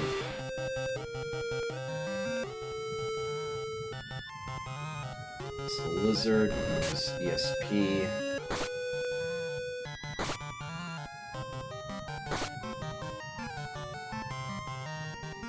I just held in the A button there, by the way. I didn't release it and press it again. If you want to have everybody in combat do the exact same thing they did the preceding round, you can just hold in the button the whole time. It will make all the same selections again. Really neat feature. Okay, so we do have random encounters in this bandit cave. We can also have non-random encounters. If we actually go to try to talk to the monsters, they'll attack us. And that battle's actually repeatable. The unit on the map that we tried to talk to doesn't actually go away. So we can keep fighting that same fight over and over again. We could actually use that as a means of farming money and or meat, if that was of interest to us.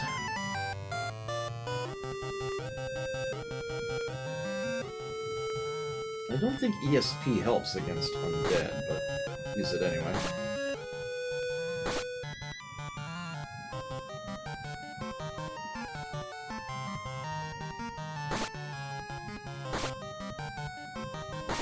One damage to Son. Ooh, right in the nuts. Alright, yeah, nothing out that way. Except this door. This room is as empty as it looks. Get used to it! Most rooms in RPGs like this, there's usually some reason for entering every single room. If you encounter one that's empty, it's like, huh, weird, room's empty. It's almost like they're trolling you. It's like, why is this one room empty? There are a lot of empty rooms in this game. So don't be surprised by that. Expect it. Okay, Rose, hey, good to see you. Glad you could stop on by.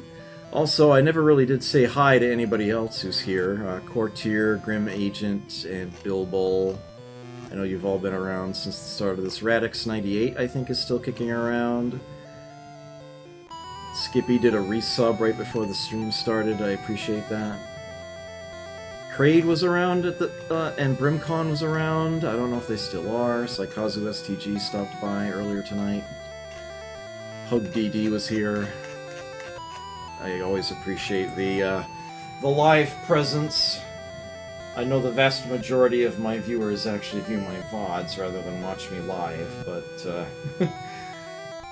that's not the numbers Twitch cares about, so I do actually appreciate the live viewership. Yep, as advertised. Hey, look, it's a lizard.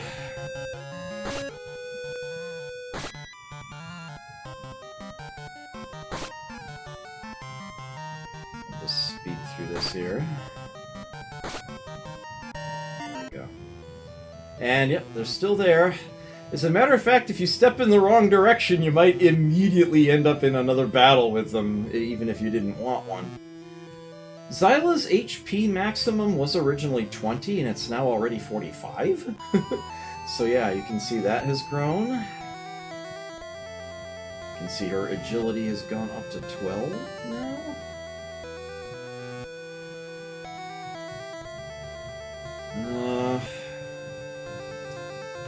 How much? 247 gold. Yeah, I need more than that.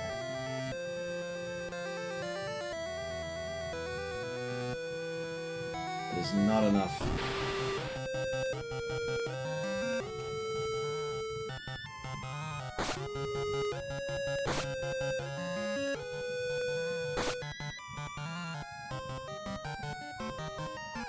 Definitely need...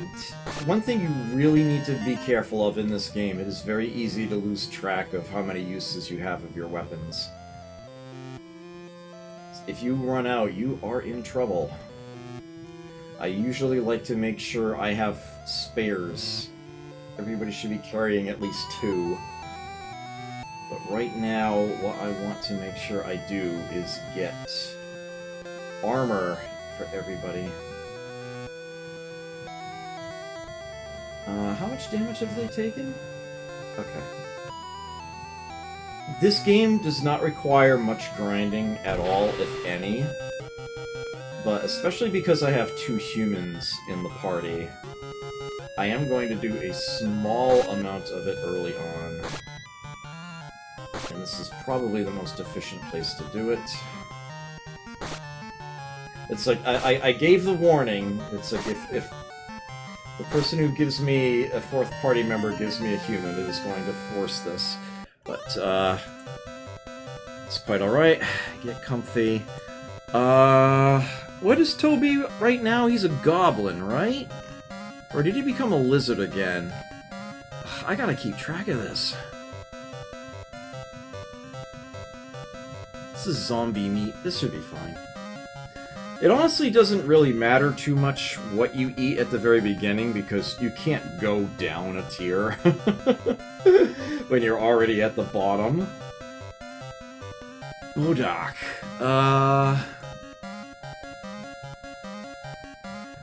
Okay, so this is one of the annoyingly renamed monsters.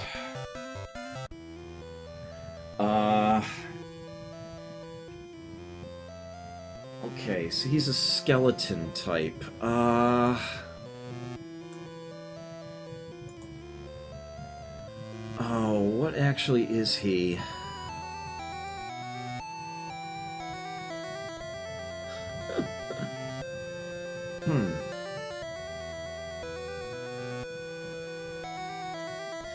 Oh, I had a lot of things to say about Capcom Arcade Stadium before this stream. I'm not going to get into that at this time. What is this monster called?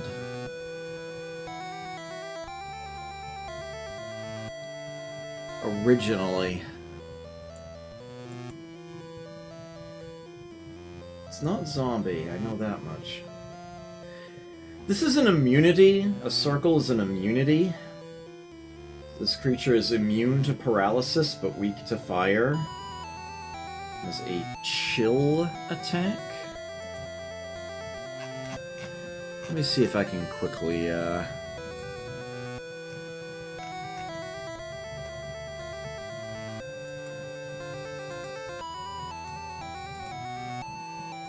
figure out what this is. So yes, this...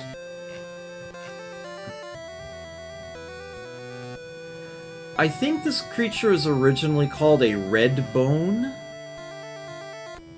I think that's what I'm looking at.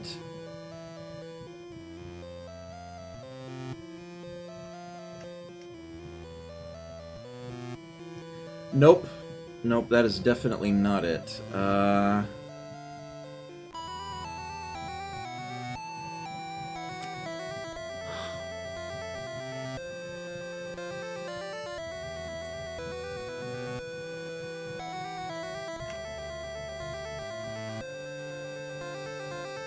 Its only ability is chill?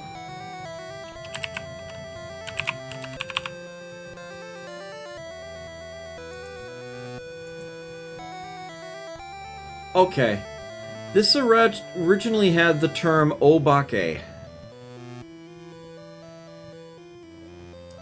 Obake.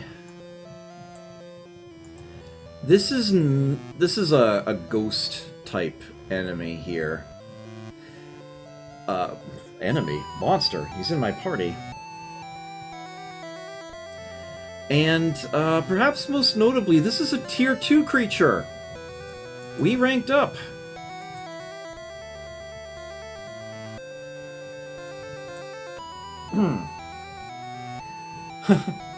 Hey, 6X. Your declaration of bullshit is duly noted.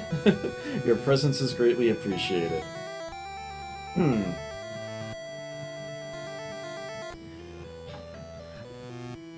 Okay, so yes, we now have a Tier 2 monster, but we have to be careful. You have to watch what you eat. There are any number of things we could eat that would transform us into another Tier 2 creature, and there are several that would rank us up into a Tier 3. But if we eat the wrong thing, it could downgrade us back to Tier 1. That's simply how it works. Thankfully, I have that calculator I linked to earlier to make sure I don't screw that up. Here's perhaps the most important thing to note. You would think that stronger monsters means getting better meat to get a stronger creature. That's not how it works. It's based entirely upon what type of creature the opponent is. And this is exactly why a monster can actually become stronger than the rest of the party faster. You just have to know what to eat and what not to. Remember that red horn we fought earlier? That is what this creature wants to fight against in order to get to Tier 3. One of those comes up again, we're good. Incidentally, the red horn is a creature that had its name changed from the cartridge original. In the original Game Boy game, it's Red Bull. So yeah, you could see why they would want to change that.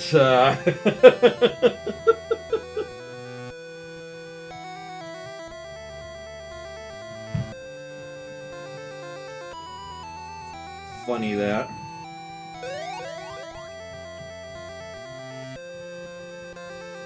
Whereas, if we had them eat the meat of a lizard here now, they would actually downgrade, I think. They would turn into an albatross back to Tier 1. So if they leave meat, we don't eat it. Lizards are weak to cold, as you might remember, weak to ice. Critical hit! Lizard is dead. However, we're facing more than one. It actually said Lizard 2 to begin with there. Monsters of the same type will fight in a stack, as it were. So you can only take them out one at a time when it comes to melee damage. 14 damage! Chill did to him. So yeah, as you perhaps noticed, crits. It's not a multiplier to damage. There's no math involved. If you get a crit, they are dead. They are dead and gone.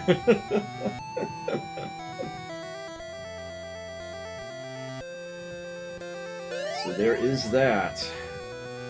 Alright, let's go back to an inn.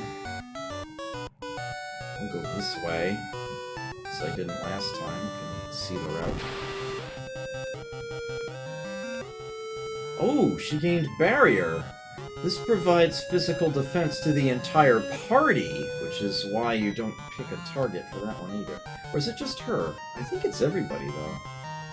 Chill won't do much to a zombie, unfortunately.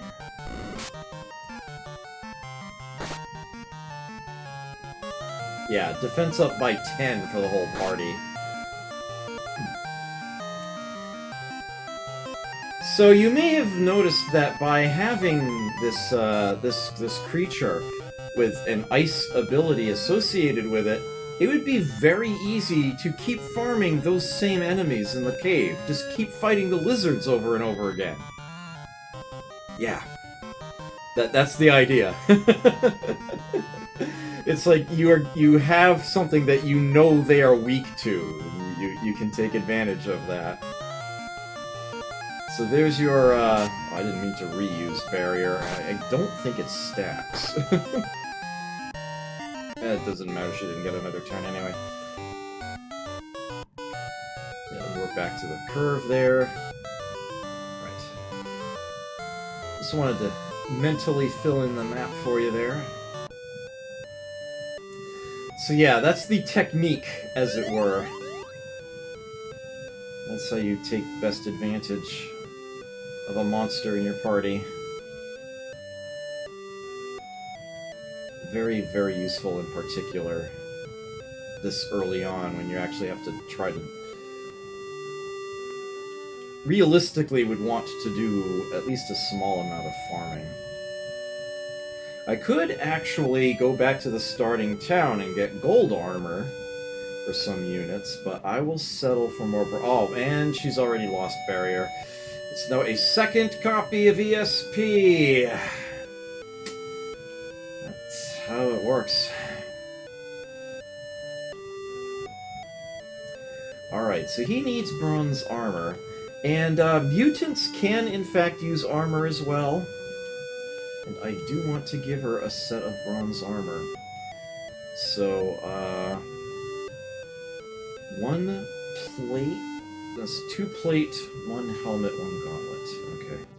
Just making sure I buy things in the right quantities here.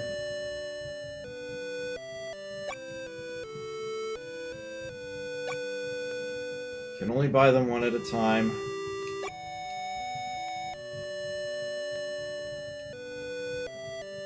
Okay, let's give you some defense now.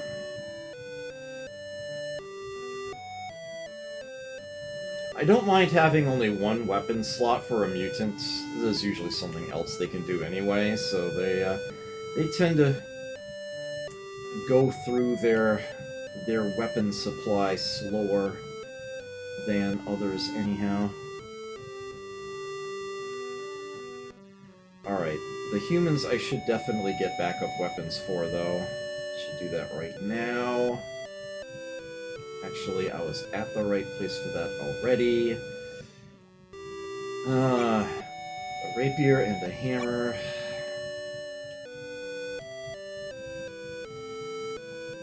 Yeah, she's already used half of that rapier.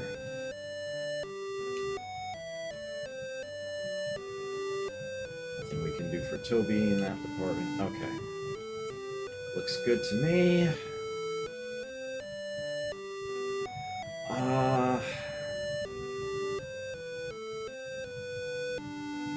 Yeah, let's go ahead and grab another HP 200 while we're here. Of course, I'm not sure. Yeah, let's give it to Max. He gained 8. Alright. Oops.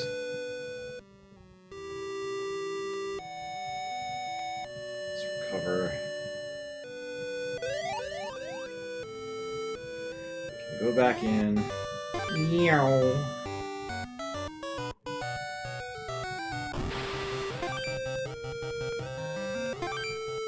Actually, I can just go ahead and speed this up too.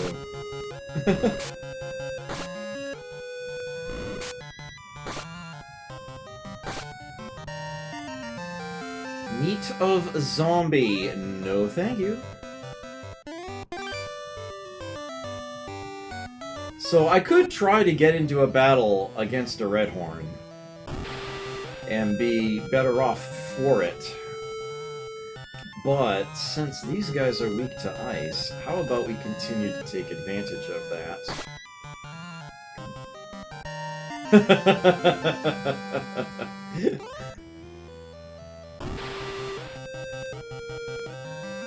And if we're gonna have to do any amount of farming, this would be the way to do it.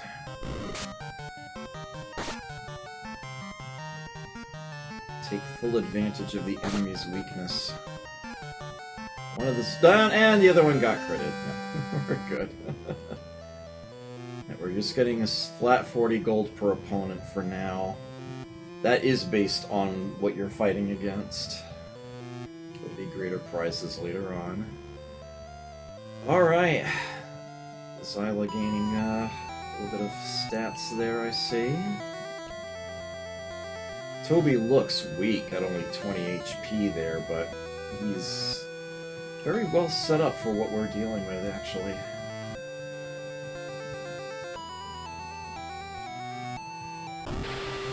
It's a JRPG, what do you want? Yeah, if this were a challenge run rather than a master class, I would probably be taking someone other than a human, but that's my way of giving back to viewers. Spend the bennies and you can have your influence. There were 3 lizards in that stack. You took 7. We've got 2 uses of chill left. How much gold have we got? Just over 300? Yeah, let's head back. Oh. Okay. Yeah, it is nice to be able to accelerate the game in this version.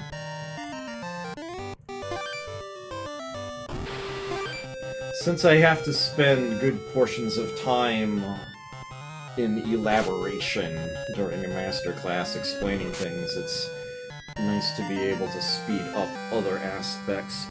If we were to have the goblin meat, we would actually become a poisonous frog, which is a pretty good character option, honestly.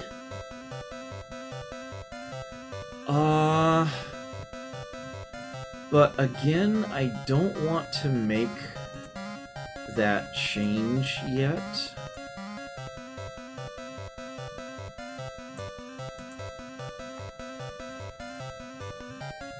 If we were to become a tier 3, we'd become a dragonfly. Not terribly effective, but it is a rank up, so things can get better.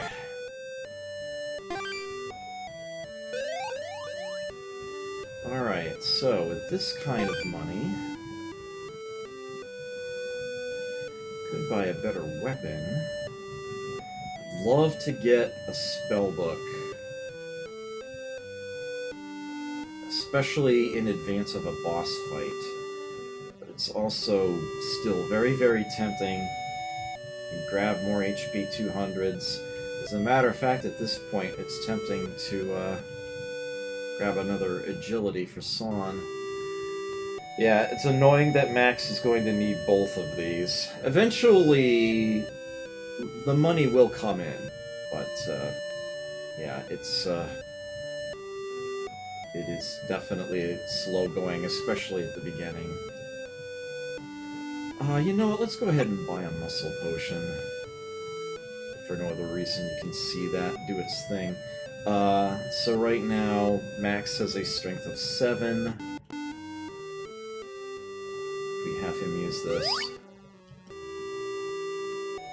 It's now 10. It's gone up 3. You know what? I think there's actually a little bit of variance to it to start. But I think once you get above a certain point, it becomes a flat 2, if I recall correctly. Maybe I'm mistaken. But at any rate...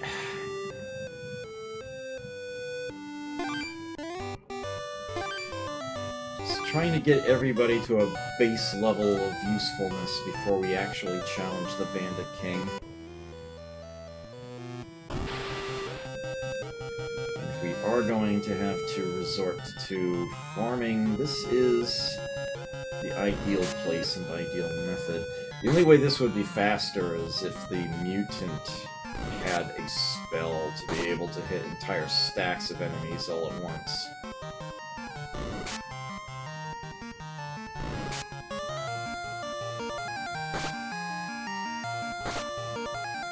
dealing a little more damage with the hammer on average.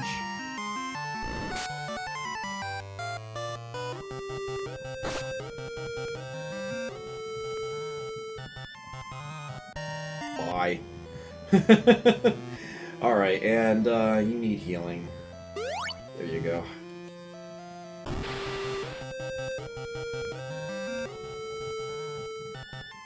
Yeah.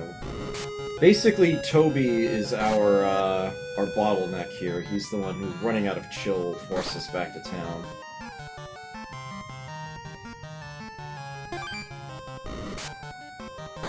Little to see here.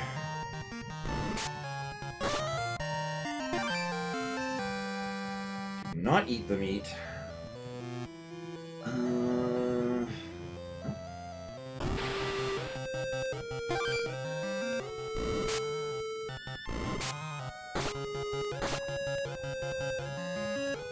At the start of each new combat, it defaults to taking the very first thing on everybody's list. Ooh! Really?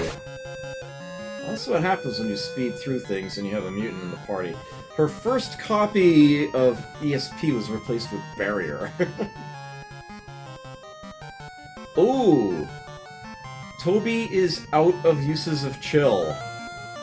This message comes up if and only if you have literally nothing in your inventory you can use. And note, there is otherwise no way of skipping a turn. If you have a human in your party, and the only item they have is a potion, even if everybody is at full health, the only thing you can do during that character's turn is take a swig of the potion. It is completely unavoidable. There is no way to simply pass or defend as you can in a lot of other RPGs. You actually do have to do something on your turn. So make sure you don't leave yourself in that situation and get forced to use something you don't want to.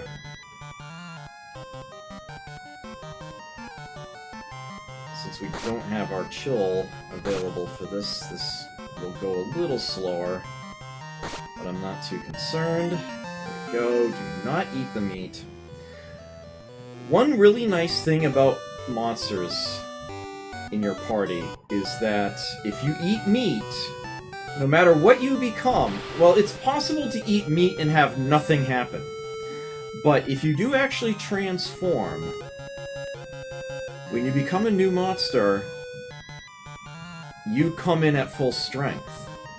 That new monster will have max HP, all the skills of the new monster will be fully loaded. So if you're going for the long haul, if you're going through a big checkpoint between points A and point B and little chance to like rest or recover in between, you usually don't have to worry too much about the monster. Because there's plenty of meat to be had, and any one of them, they're right back at full health. They might just not be the kind of monster you want them to be. But yeah, that's totally a thing they do. That's an option. A little thing to keep in mind about them. Haha. You went after the well-armored party member and did no damage. Goodbye.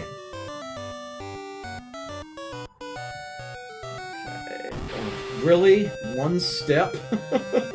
That happens way too often in this game, by the way.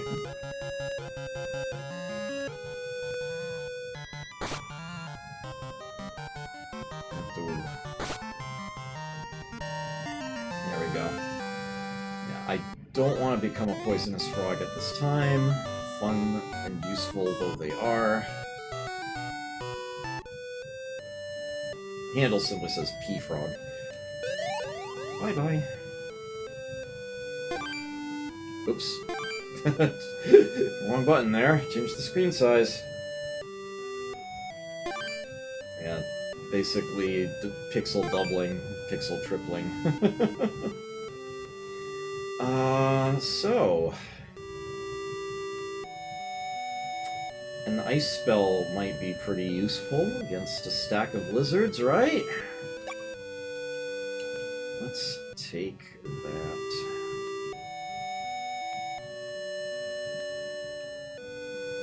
And, freeze up her rapier. And that will give her... Yeah, look at her agility. It's already 23 from using the rapier as her attack there. In order to get Sans up there, that'll cost a couple thousand gold. One more use of that rapier. As a matter of fact, you can even just give her that one. We shouldn't need to get up to gold armor for Max before we go after the boss. Everybody all in bronze should be fine.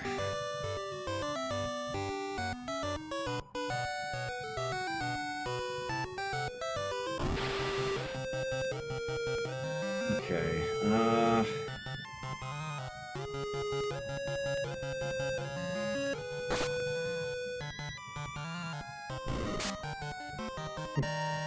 Why? Alright, and at this point I will actually try to go through and take out the leader. Should be doable.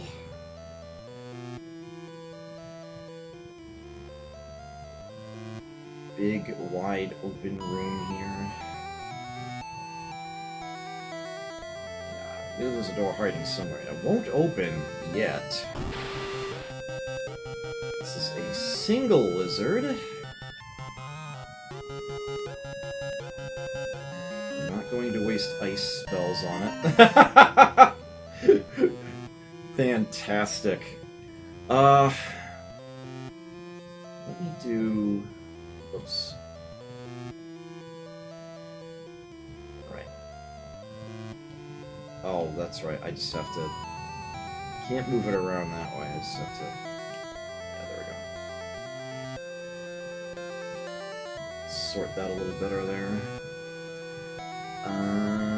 He's got 8 chills left? Okay. Ooh. Yeah, unfortunately, chill is his only option. When he's out, he's out.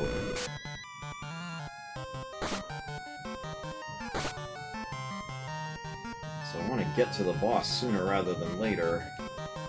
Either that, or go ahead and transform him into something else.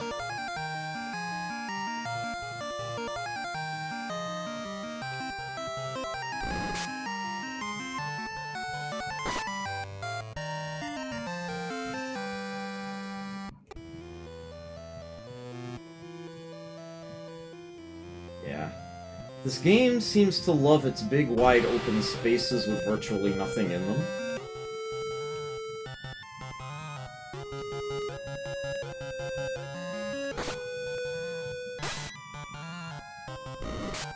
I do not have a full game map open in front of me right now. I probably should. I believe this is the only other route to take.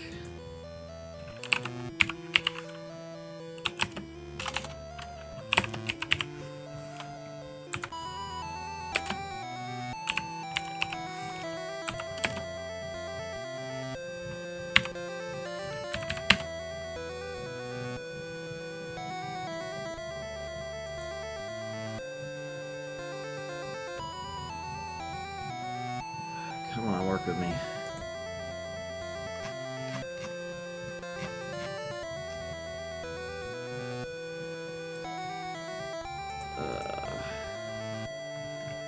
Yeah. This is the only other door in the room. The rest is completely empty. I could walk up here and prove it to you if you really want me to.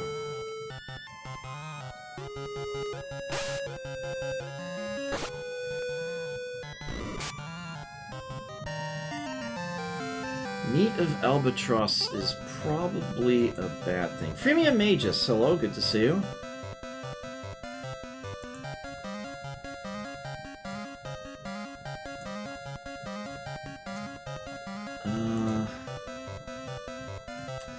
Okay, this would actually transform him into an Oni.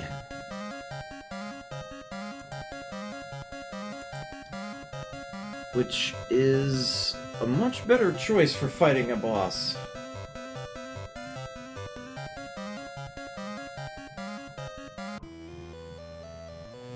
So that was actually well worth it. 60 HP. Yeah, now he's got plenty of attacks. Good and strong.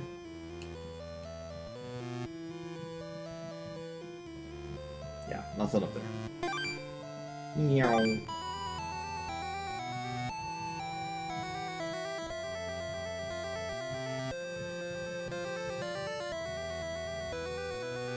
Who said you could enter? I did! Forget about the girl! No way! Yes, so the boss is actually a pea frog. Poisonous frog, which we could have actually met on an even keel. I could have become a poisonous frog myself. And I do believe that this is still weak to ice, so that should do a big number on him. We'll give him the horn. 31 damage. Spells are really good in this game. Horn, 30 damage. 10 from Son's Rapier. Son of Bitford. A mere 3. Actually, I got 5 with his hammer.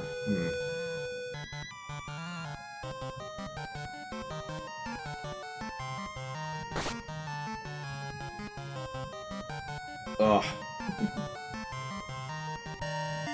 Parting shot that the poisonous frog has.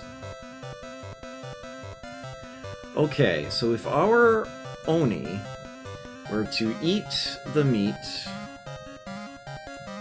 of a pea frog, that would actually rank him down. He would become a skeleton.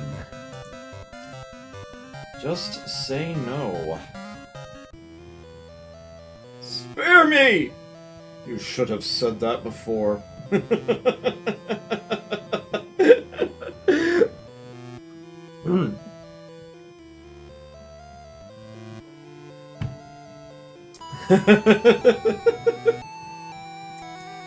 Final Fantasy Legend doesn't fuck around.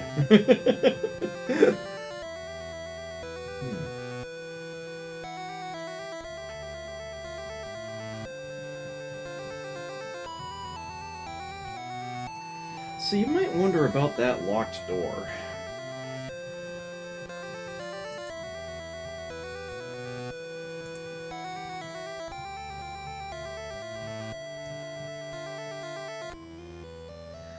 Well, it's just one of those things where,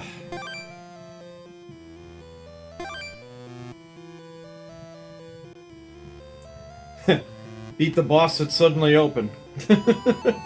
Go figure. Loot! You get a potion.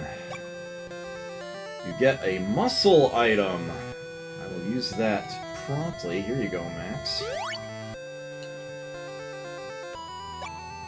And you get a bronze shield, which I will be selling at my first opportunity. In case you were wondering how it chooses who speaks in the dialogue there, sometimes it's Son, even though sometimes it's Max. You'll see Toby and Zyla get involved in conversations as well.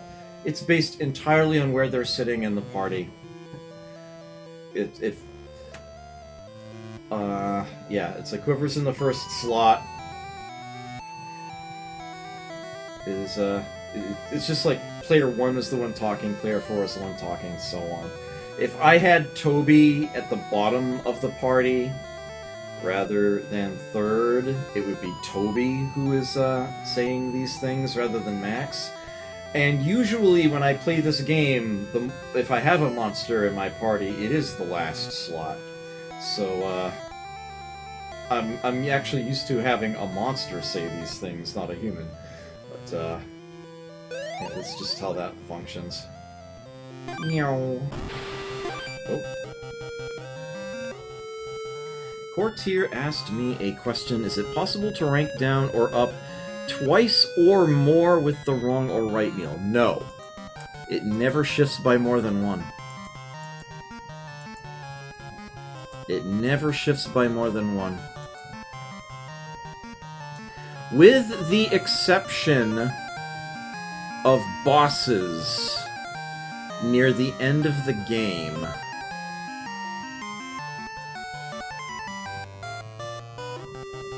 Eating the meat of a late-game boss will force you up to its tier. I do believe. Basically, bosses are in, like, their own sort of category. If a boss leaves meat, then, it'll shove things up for you.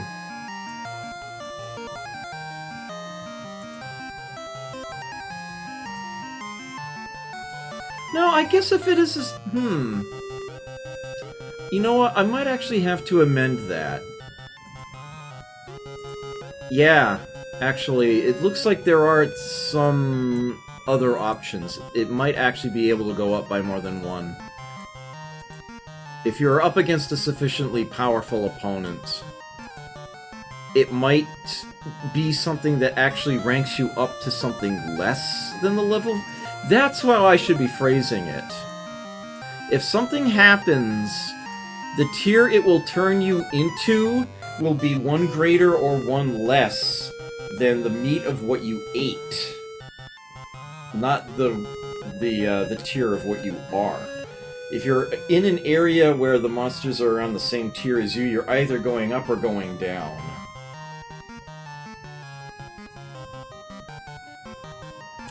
But yeah, it's like, if I eat meat from something that's tier 8, even as, you know, from tier 2, I think it's going to at least shoehorn me up to 7. I don't think it can give me less than that.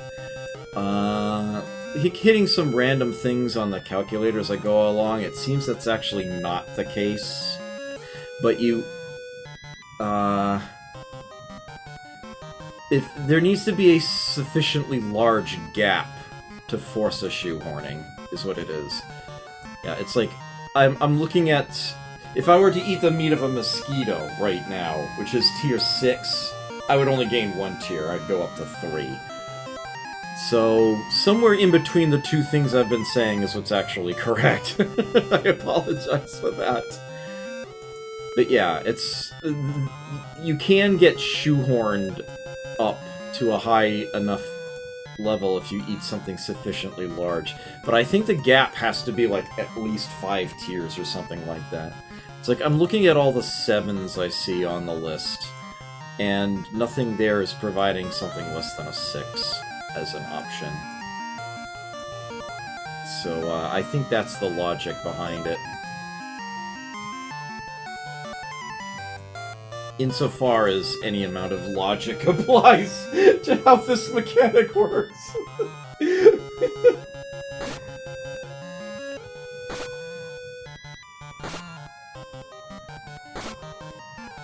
Yeah, can you imagine what it must have been like back in the day before the internet? I bet a lot of people thought it was just straight up random.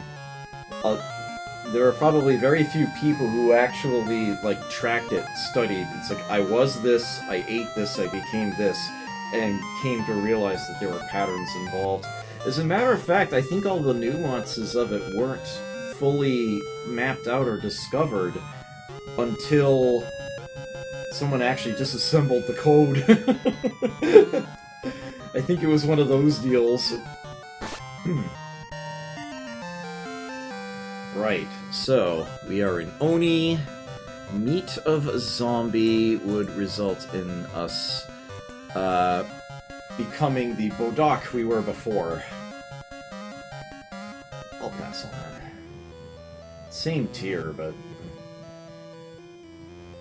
Note that once we've taken out the bandit leader, all the lizards hightail it out. We can still get into random battles here, but the farmable ones are gone. A little something you might want to keep in mind.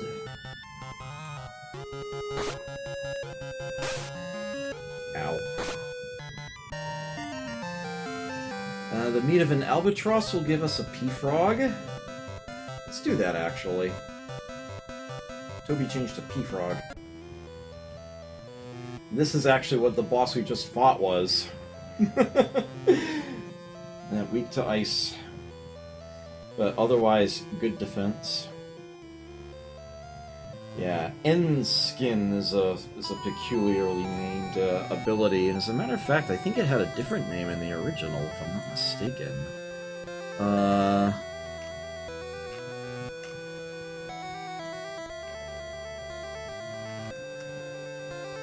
The hell?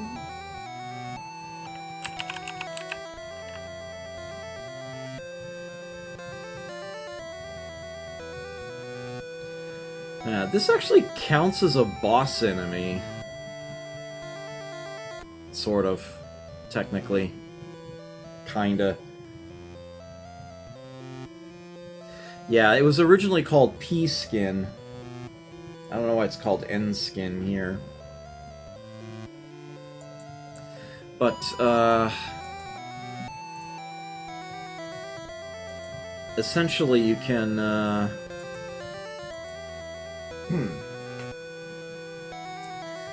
What that does is that if they take a melee attack, it poisons the attacker.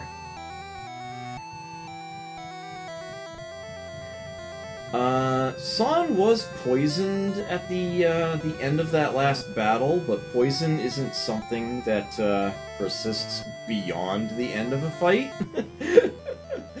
There's, I think... Yeah, nobody in the party right now is poisoned. So you would only actually need to use an antidote item during combat. I usually don't find a need to bother. But if it's the sort of thing that annoys you, you could dedicate one of your 8 inventory slots to it. Well, actually, if you would need to use it in battle, it's not good enough if it's sitting in here. Nothing sitting in this list is usable in battle. You can only access the party supply outside of battle. You would have to equip it in advance. You'd have to be taking up somebody's spot in their hands. Speaking of which, San actually should, at this point, be holding one of these potion items in case she needs to use that during a fight. And actually, there's a little reason not to have Max carry one as well. So we'll do that.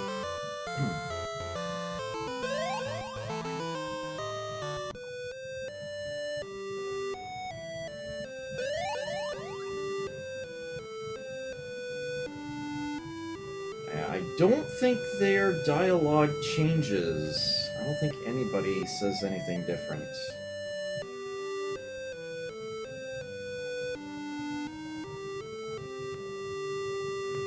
Thank you very much. You've made me happy. With that having been done, let's go back up and visit King Armor, shall we? Up against a goblin. Need to remember I'm a P-Frog now. I'm looking for a slime or a ghost. Or one of the bird types. Oh, an albatross is good enough. That actually will be nothing happens.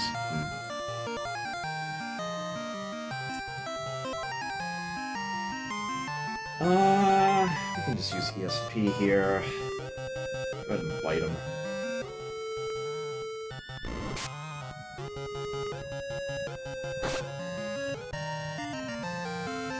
Yeah, we do not want to eat.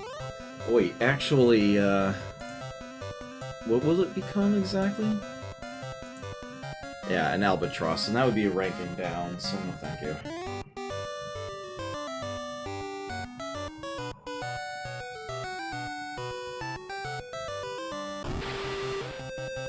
Not quite there yet.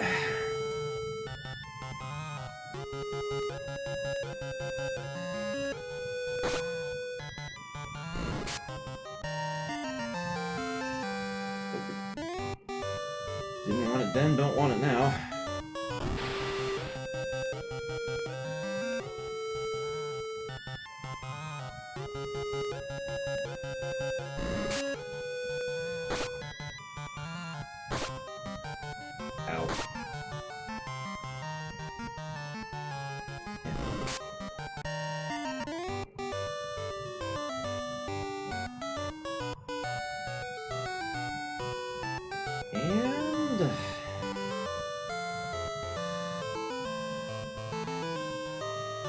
Is it the king?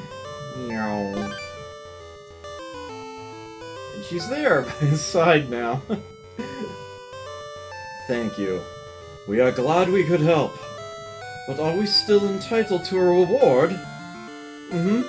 What do you desire? Well, we would like the armor. I see. You get king armor. Thank you. Thank you.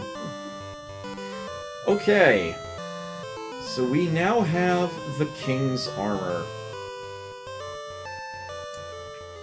The king of armor has given us his namesake. So, we can go deliver that to the statue in the town of Hero. Or do you need all three first? But either way, we wouldn't want to do that anyhow. We can totally wear this. We can wear this for the time being. We will eventually have to part with it.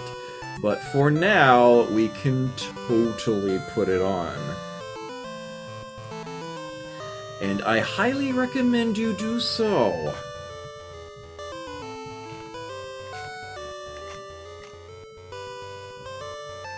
So this actually grants resistance to pretty much all elements and everything like it, in addition to a big chunk of defense.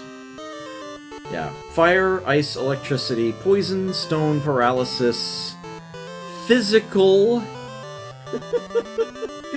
physical attacks it actually gives you resistance to, and quake effects. So, yeah. You become a hell of a lot harder to kill while you have that equipped. Totally put it on. It is amazing how many people don't think to even try it. It will just leave it sitting there in their inventory, knowing that it's a quest item they'll have to put on the statue. Until you do so, wear it! And we can have Max... Actually, let's have Zyla do it, since she's closer to the front of the party. We can have her put on the gold armor, which is indeed better than the bronze in this game. And you can see 8, 12. Have her put that on for the time being, and give her better defenses. The presence of bronze and gold would imply that silver exists. And yes, it does. And for some strange reason, well, yeah, it's the strongest of the three. It goes bronze, gold, silver. No idea why, but it does. And that does indeed apply to everything, including, you know, the helmets and the gauntlets, and even the shields. Yeah, it's like the bronze shield gives you a 30% chance of blocking an attack. Gold is like 40, and silver is 50. The late game unique shields that you find, or can potentially buy somewhere, they can actually affect the whole party at once, so there is that. And it's usually, like, particular resistances rather than just, like, blocking attacks. So that's a weird thing. Yeah, as is often the case in RPGs, gold and silver equipment don't have the, what you would expect out of their physical chemical properties. I think the usual, excuse is that gold and silver are more easily enchantable in some way, which perhaps makes a certain amount of sense from a sort of a mystical historical standpoint, in that that which is more conducive to electricity, which for all intents and purposes is magic to medieval people, I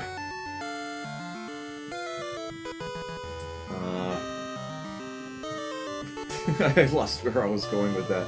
But yeah, it's like, silver is the most conducive metal, gold less so, and then bronze. It's like, it's like the faintest possible way one could justify it, but that's one possibility. So the idea is, since it's more conducive, it means that in a fantasy setting it's more magical, it can hold an enchantment better. And that's why it would work better. And then you've got something like Minecraft, where gold tools are actually like they would physically be in the real world.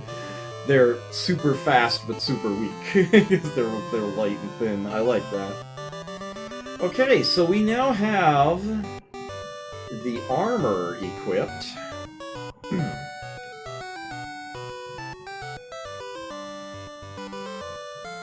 Much better. Nothing will have changed here, but I will go back in to confirm this for you. You do have to do this one last. You can do the other two in either order, but since going after the Sword King is a nasty series of fights, even nastier than the Bandit Cave we just went through, and we've got the it's like we've got the armor now to do it with, rather than getting the King's Sword and using that to fight the Bandit King. Yeah, this is the order to do it in. So we didn't actually walk in this direction previously, and sure enough, the Sword King is in this direction.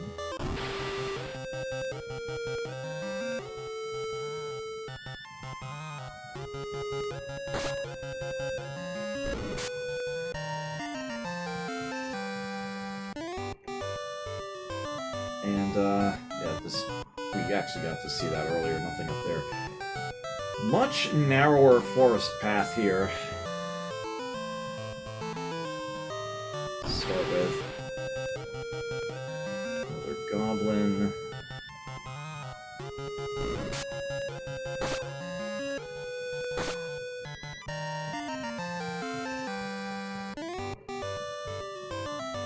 Which way do you go? Yeah, they both linked up to the same spot.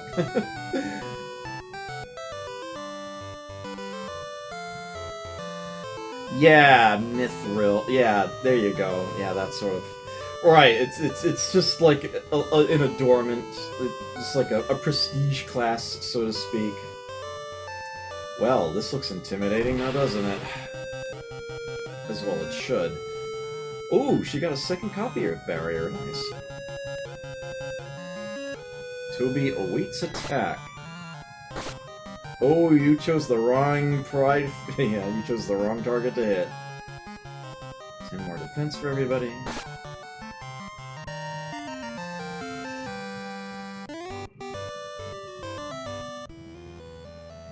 Right, so this is more of a maze-like deal. Fight to get to the center. Random battles occurring here. 2 skeletons. Haven't faced them yet. Stench. Oh dear. I seem to recall Stench being not terribly useful. What exactly does it do again, though?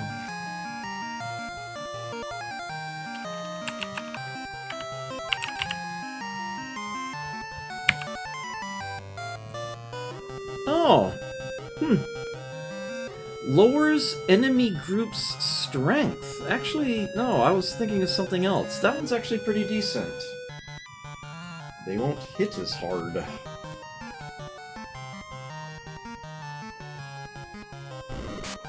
Although against a small enough group, you're probably better off just fighting it. Oh, and the undead are immune to it anyway. So it tells you it did 0. Yeah, you can't poison the undead either, I do believe.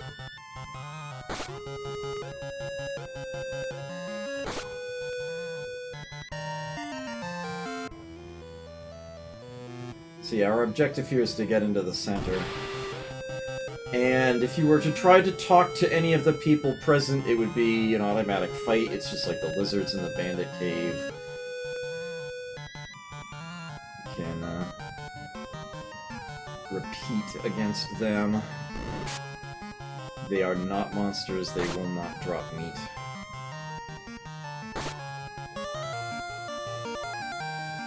How's everybody looking? Great, okay.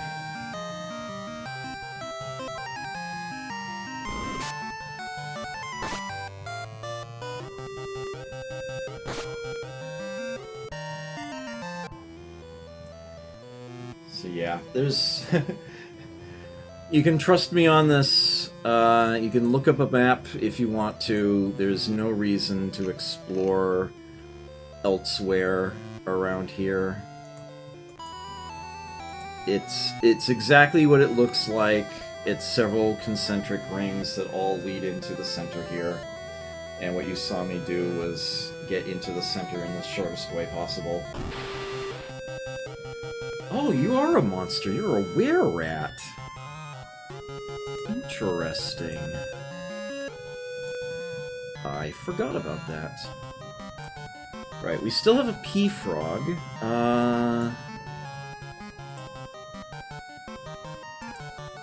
Were-rats are tier 1. Alright, nothing would actually happen if we ate the meat of this.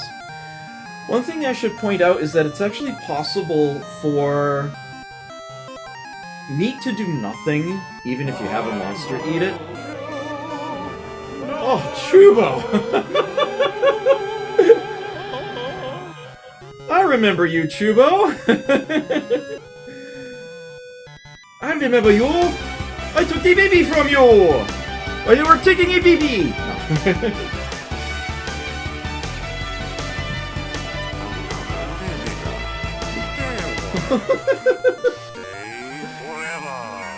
Give it a moment here. Chubo, thank you so much for A, the raid, and B, your continued support. Like, 37 months? I've only been streaming for 5 years, and you've been paying me to do it for 3, and you're still going. Thank you so very much. I greatly appreciate that, sir. Deeply, deeply appreciated. You weren't following me already, Theo? I'm actually kind of surprised by that. Good to see you. Welcome.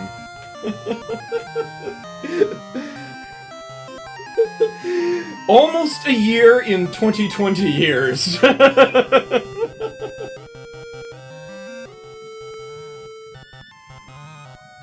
Alright, so as I was trying to say, before I was the exact opposite of rudely interrupted, what you have in, sometimes when it comes to eating meat, and there is a distinction here. There's eating meat and having nothing happen. The message will actually say nothing happens. And then there's eating meat and transforming into the creature you already were. There is a difference. If you transform into the same thing you already are, as I mentioned before, every time you transform, you're back at full health. You get all your exhaustible abilities restored to full uses. So it actually does do something. It gives you a full heal. There is a difference. But yeah, if we were to eat the meat here, and I've got no reason not to, so I will. Just to show it to you. And indeed, if you have any... And I've done this occasionally by... Oh, they didn't leave meat. That's unfortunate. I have accidentally, on occasion, just through fumbling the controls, had somebody other than the monster in the party eat the meat, and you'll also get the same nothing happens message, as that won't do anything for them there either. Okay, so there are 2 stairwells here, and the one up top, the first one that we see when we leave here, really doesn't take us anywhere. I'll show you. It brings us to this ring around the throne. Oops! Well, that was useless! I showed that one off because it's funny. Oh, you're a big fight! This is a big fight. Alright. Shit just got real. Okay, well, we're not gonna hold back on this. You will rapier the goblins, please? Zyla is packing a spellbook exactly for this sort of situation. The spell will hit all 4 of them at once. Okay, and Toby, you can fight the yeah, it's like 3 of you can go after the goblins. Zyla alone will handle the red horns. 49, 49, 48, 47. Alright, they're all still standing, and now they're all going to attack, and their horn damage is gonna suck. Ow. But yeah, San doesn't have much to worry about here wearing the king's armor. That's why you get that first, and then you come here. A second ice spell should be enough to take out the entire stack. Alright, the goblins are gone. There is no automatic retargeting.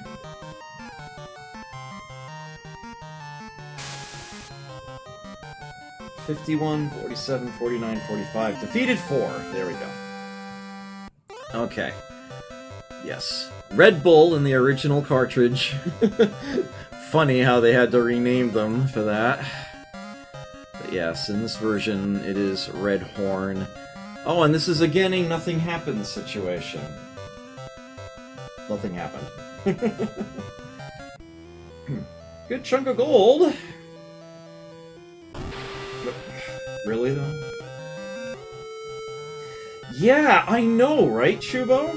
That's part of the reason why it's already been, like, the 3 hours I was planning on spending on this tonight, and I've gotten a very short distance in, simply because of how much explanation I've had to do.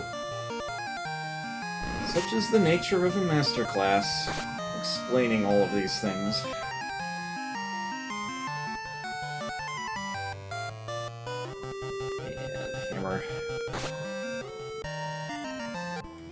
Yeah, I have played through this game all the way multiple times. I do greatly enjoy it. Let's just, do I really want to burn in ice just on a pair of blizzards? Nah, I don't. Let's just... You're running out of bites. Let's pick N-Skin here. We do have a boss fight coming up.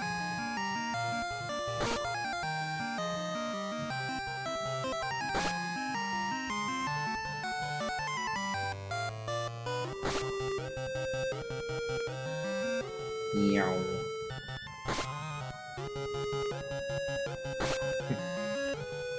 Yeah, most of them are trying to attack San at the front of the party, and it's not going well for them. At all. If we were to eat the meat of a lowly lizard, nothing would happen. Nothing happened. Okay. So let's do this.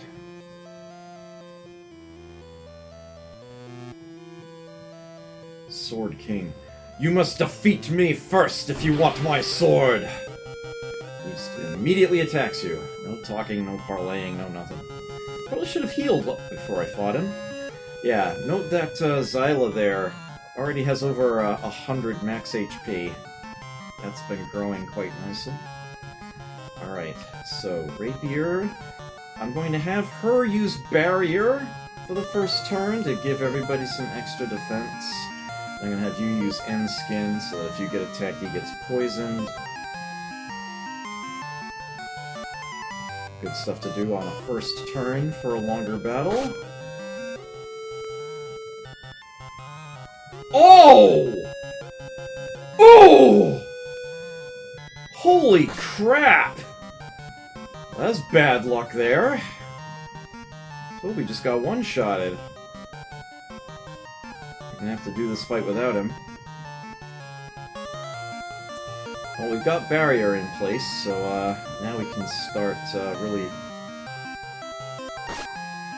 laying it on him. 18 damage to Xyla, and she had gold armor on. 58 damage. Yeah, spells do a lot of damage in this game. It's just that they tend to be more expensive and have fewer uses than most other bits of kit.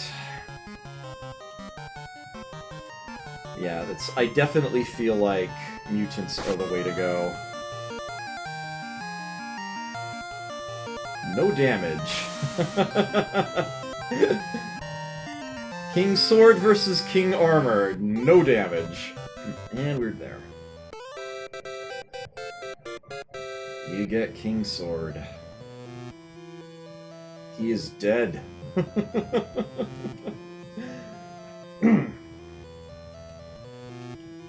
Unfortunately, so is Toby. So, again, there it is, the King's Sword. And again, yes, you can totally equip it and use it for the time being. Anyhow. How strong is this thing again?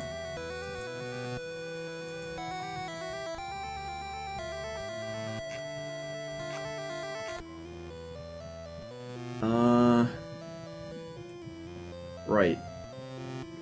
So, attack values on weapons tend to be pretty low. It's more of a matter of it modifying your stats to determine how much damage it deals.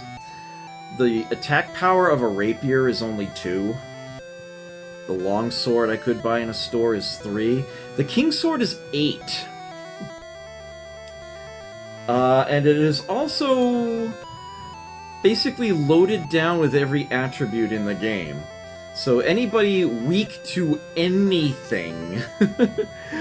weak to fire, you're taking extra damage. Weak to ice, you're taking extra damage. Yeah, it's like all the resistances that the armor gives you, the King's Sword gives you a special effectiveness against them. So the armor is essentially the perfect counter to the sword.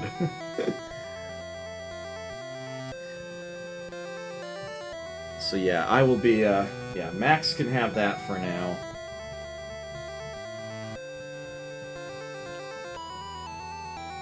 And we can actually use that. And now that we have both the sword and the armor, we can go visit the Shield King again. And go have something actually happen when we get in there. Karateka.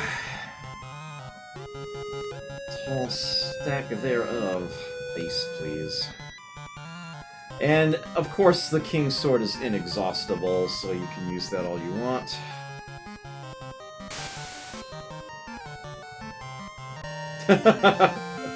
Bye. Hey, Ghoulie, good to see you. Leviathan Mist, hello, good to see you too. Yeah, that is actually also another possibility, Grim Agent, especially if you wanted to take a one-character approach. Get out of my way. Actually, I think if you fight him, I think he respawns after the fight back where he normally appears when you first enter the room. I think he goes back to his default position.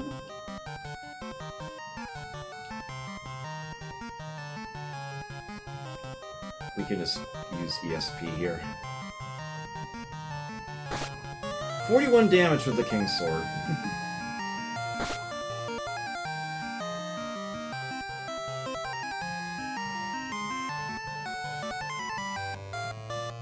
Probably should have had them switch targets. Might have been able to take out both of them. There we go. It will probably be quite some time before I was to do 2 or 3. I've not actually finished them yet.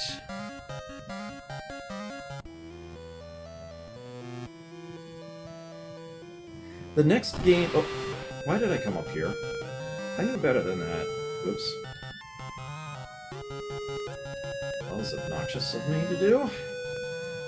Have to spend more spells to get out of here. I'm not running away.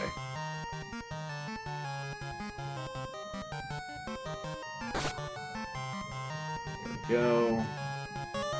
Oh, no, that's a waste. Ow. There we go. Yeah, the next game on the docket after this one is Might and Magic 2. People have been in the center, Adam. Wake up! Yeah, this stream is actually running a little over time, but I did want to at least finish the first world tonight.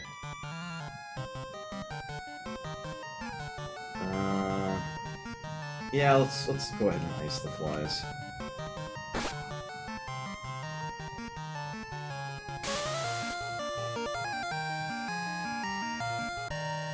Bye. P-Frog eating skeleton meat. Become an Oni again. Back where we were. And I think I want to do that? Didn't we, No. No, we can stay a P-Frog. Alright. Figured I'd look. Yeah, where I need to go is in here. And then back out. Go back out the same way we came in.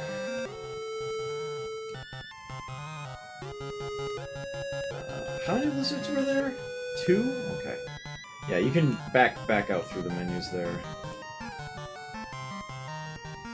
I'll go ahead and use the ice. Bye.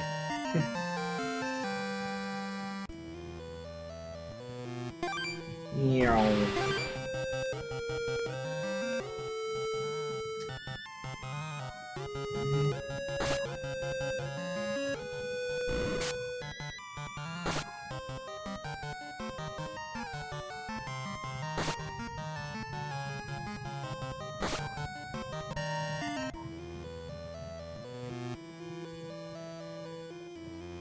Yeah.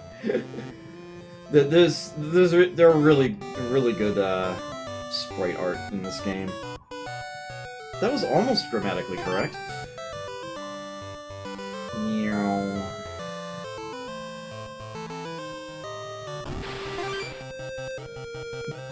Convenient to have the accelerator. This version of the game.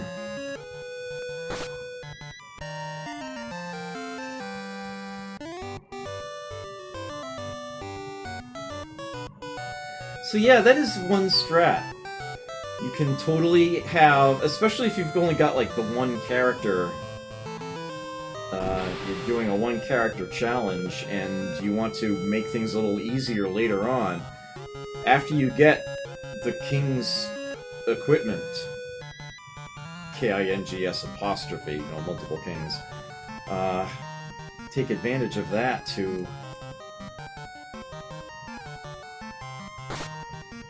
fight enemies in relative safety. What does the zombies meat do for this? Turn him into a skeleton. Damn it, Chubo. Turn him into a skeleton. That would be bad. That would be a downgrade. visit town again while we're in here.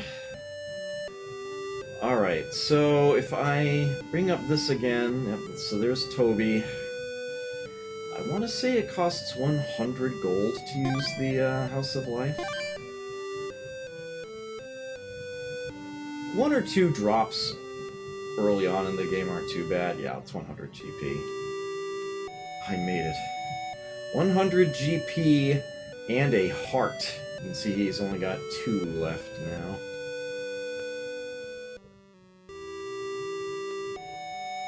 Oh, right. Let's put him back in his proper spot. There we go.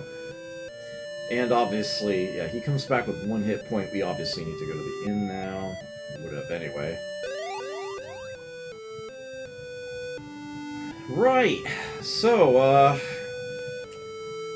as you can see, mutants grow pretty nicely compared to all the investment you have to put in for humans. She's got 15 defense there. It's like there's an itch inside my nose that is incredibly annoying. Now her agility's gone up to 25. Her mana, which started at 5, has gone up to 23. Spell's only getting more powerful. She has the passive ability Stealth now, which means that you can never get ambushed. For as long as that is there, anytime you get into a fight with enemies, they will never get the first turn, something that they would otherwise randomly have the opportunity to do. Having stealth on anyone in your party means that cannot happen. So that's actually really nice. Or no, am I confusing this with another ability? Yeah, I have it backwards, don't I? Stealth isn't the one that does that. Stealth is the one that occasionally allows you to ambush the enemy, isn't it? Yes. Yeah, I had it backwards. I'm sorry. Yeah, the other one is called Foreseen. If you have Foreseen, you cannot be surprise attacked. If you have Stealth, you can do your own surprise attacks. It will tell you if you manage to surprise a set of enemies, and they will do nothing the first turn of battle. It's all you. She got Thunder, which is really, really nice to have. Okay.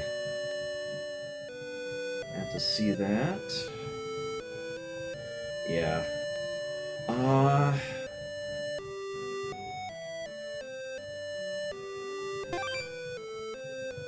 No. Okay. Probably the best thing to spend the money on is stat improvement for the humans.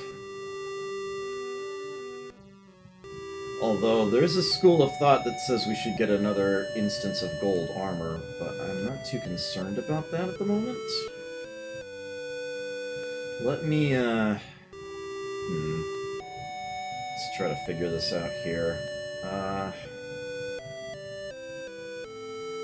Definitely want some more HP. But I also can't neglect these. Let's take 2 agility for Son, and then an agility and a muscle. Oh, our inventory is full. We can only have so many items here. Okay, so you get 2 of these. Agility affects hit rates, even if you don't have agility-based weapons, so, I do need to give Max some of that.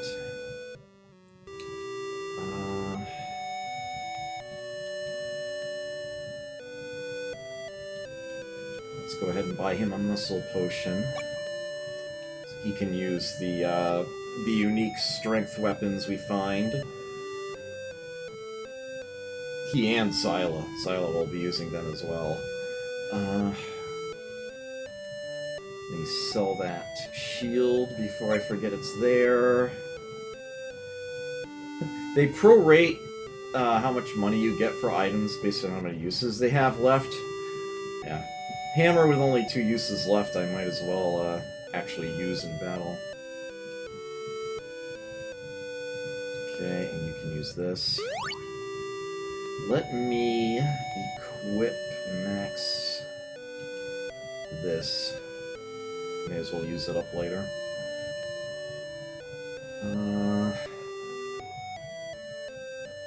Okay, oops. I should probably buy her another rapier while I'm thinking of it. Let's buy some HP 200. Maybe 4 for now. I like how you can immediately see how much you get out of these. 2 for you. Exactly 100. 2 for you. Ugh, only 9. It's a little better. Yeah, that's for the martial arts abilities, the martial arts items, Chubo, and I did explain that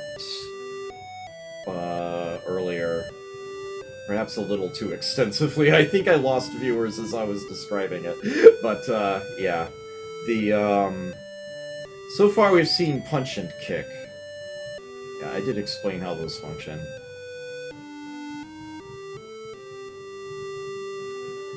Okay, go back to the inn, top off those HP gains. Alright, Son, I will never be giving her strength. She will not drink a single muscle potion, as I pointed out before.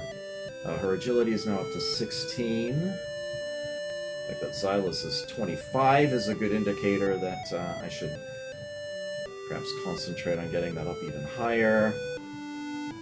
Max has 10, and he has a strength of 16. Okay. Looking pretty good.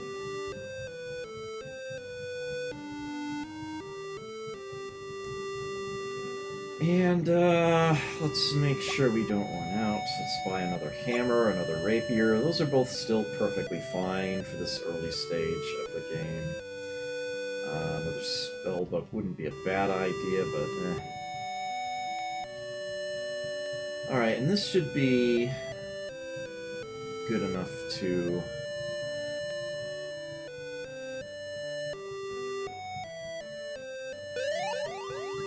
go visit the Shield King again.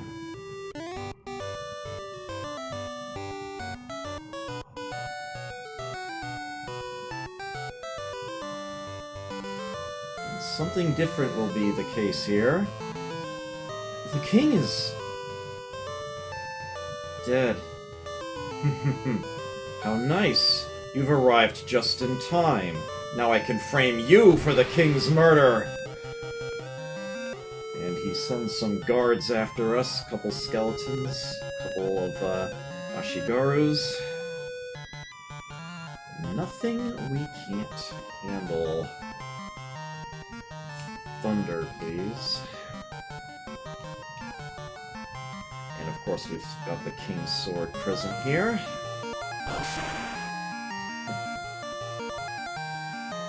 Drop them both quickly.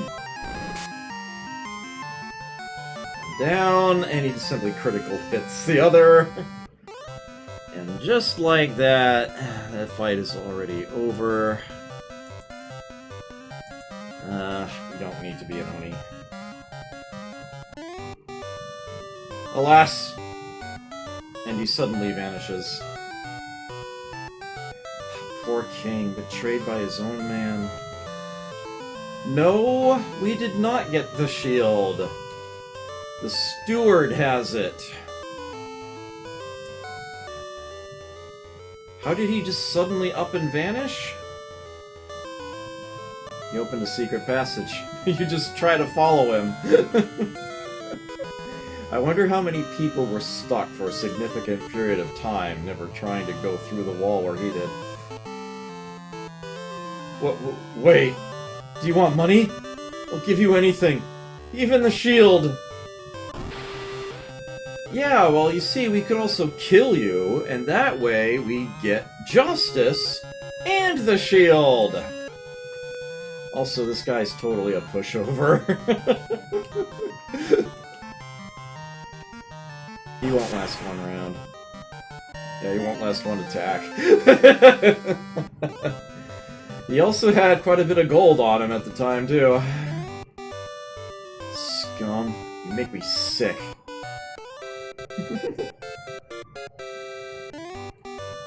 So, unlike most shields in the game, the King's Shield actually would be useful if you tried to use it. Because A, it's inexhaustible, so you're not really wasting your time if it doesn't actually seem to do anything. And secondly... here we go. So this is apparently a glitch. This is actually a bug in the code. It was supposed to, once again, do fire, ice, electricity, poison, stone paralysis, physical, and quake resistance. When used. With 100% success rate. For the whole party. Here's the thing. They missed a bit somewhere. And, Pac-Man style, things got shifted over. Instead of keeping on fruiting. Yeah, so, yeah, due to an off-by-one error in a memory location, instead it only gives you ice, stone, and paralysis resistance. Not the other 5 types.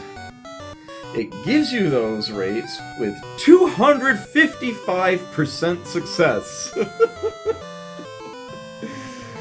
Yeah. Not that it matters either way, because we're about to turn the shield in, along with the rest of the King's equipment. We don't even really care to use it. It doesn't really matter, never really get the chance. However, before I do that, and while we have some gold present again, we are going to have to take these off. Swap back on whatever else we had.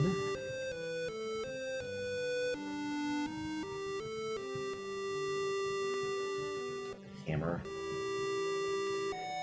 And we can totally afford more gold equipment, so I'm going to do that.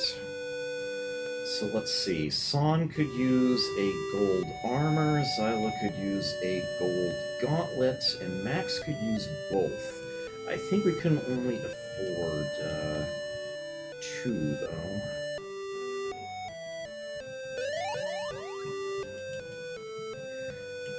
There's a certain school of thought that says I should leave the King equipment on as I go to the original town to buy that gold equipment. I'm not too concerned, frankly. But ideally, you'd leave it on first.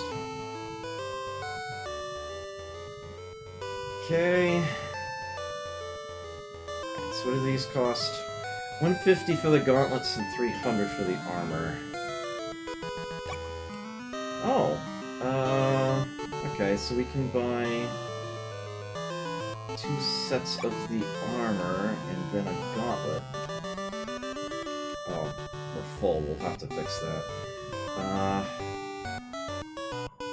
Gold armor. I didn't buy a gauntlet yet, I think. Yeah. Okay, you can get gold armor. And we need a couple gold gauntlets, ideally, although I can live without them for now. One thing we can definitely do is sell the bronze armor. Don't do this to yourself! Don't sell the King equipment.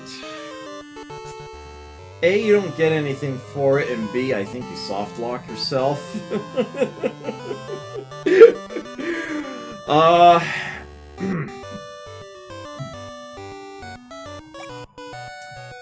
Sell that bronze armor, though.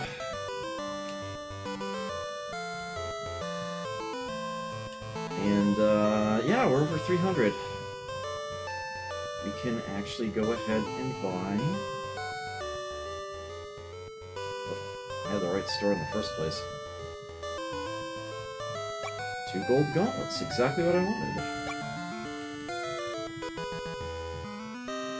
Swap these for the bronze.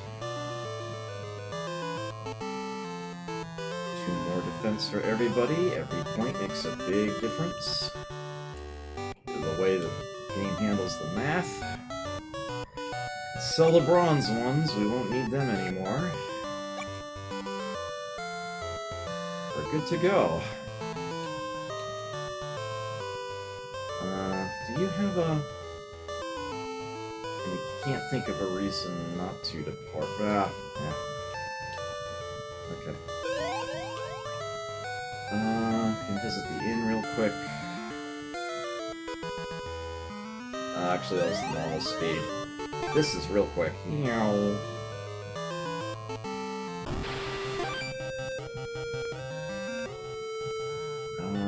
That'd be a big waste. So let's go ahead and use Thunder. Let's use the one that recovers when she rests. Let's use up these hammers first. There we go. Meat of Blizzard is still not gonna be, yeah. That would actually literally be a nothing happens. Oops. Keep doing that. Zoomy! Oh! Red Horn. Oh man, if we had turned into an Oni, this would have been a way to get to Tier 3. Darn.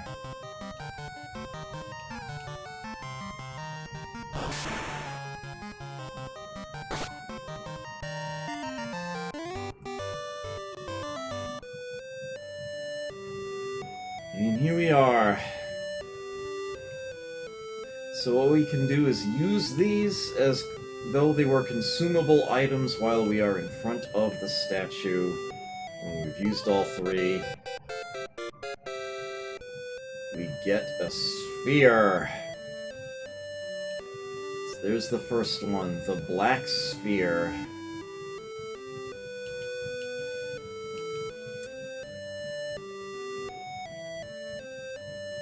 How's everybody's health looking? Zyle's missing all of 10. Ah, that's fine. Oops. Genbu. Here is another who has the 3 items. Boss fight. Oh, look at that! Stealth triggered! We get to ambush him! Yeah, just after we had to turn in the king equipment, now we fight the boss. If the name Genbu sounds familiar to you, well, that's because that dapper fellow in the first town mentioned Genbu. Sort of informed us of the boss waiting there. If the name seems like it's ringing a deeper bell, perhaps you've heard of the Four Guardians? There are a lot of video games that reference this. There being a green turtle, a white tiger, a red firebird, and a blue dragon. I think I got their colors. No, I think the turtle is... Yeah, the turtle's blue, the dragon's green. I stand corrected. Something along those lines, anyway. That's the inspiration for the boss here. This is the turtle. Genbu is the actual name of that legendary deific beast. And sure enough, the other 3 are here as well, eventually. Yeah, that's what they were going for. Yet another video game, probably one of the earlier ones, actually, that uses that mythology. 2 copies of Barrier. This is where Stealth was sitting. Well, which is allowing us to have this extra turn here. Probably a good opportunity for her to get Barrier cast on everybody, and you can get your end skin prepared. You might as well just hammer the guy. Missed? With the rapier? That's not good.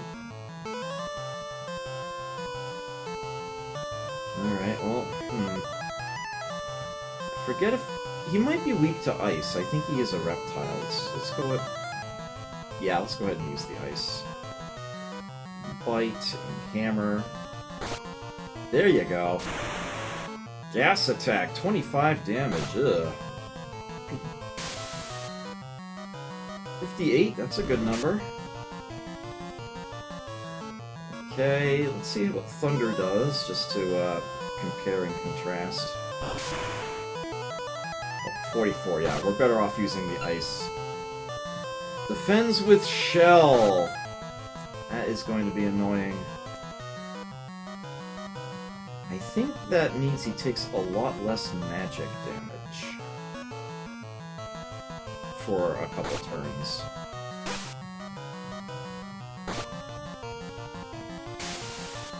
But it's still a lot larger than what we would do with anything else. And shink! I love the way they fade away like that when you beat a boss.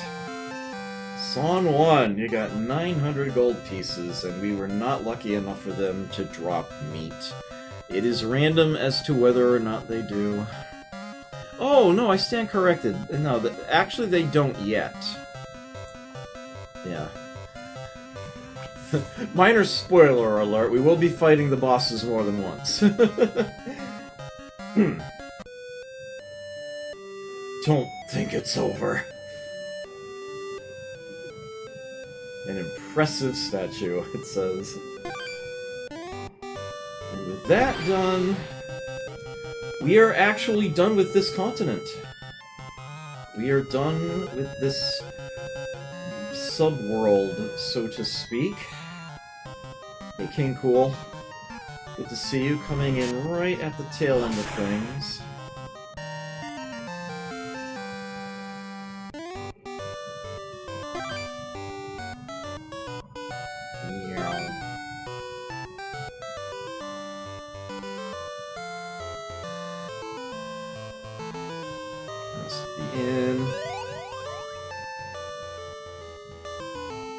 Hey, dapper fellow? Weird? Disappeared. Wanted to go thank them for warning us about the upcoming boss. Door is locked by magic of black. That much hasn't changed. But what has changed is the fact that we have a black sphere here.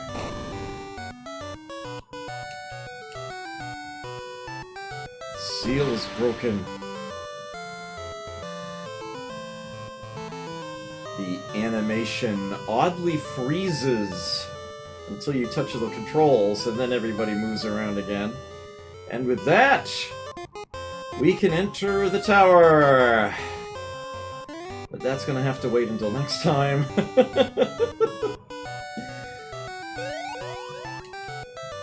I am very much out of time for the night.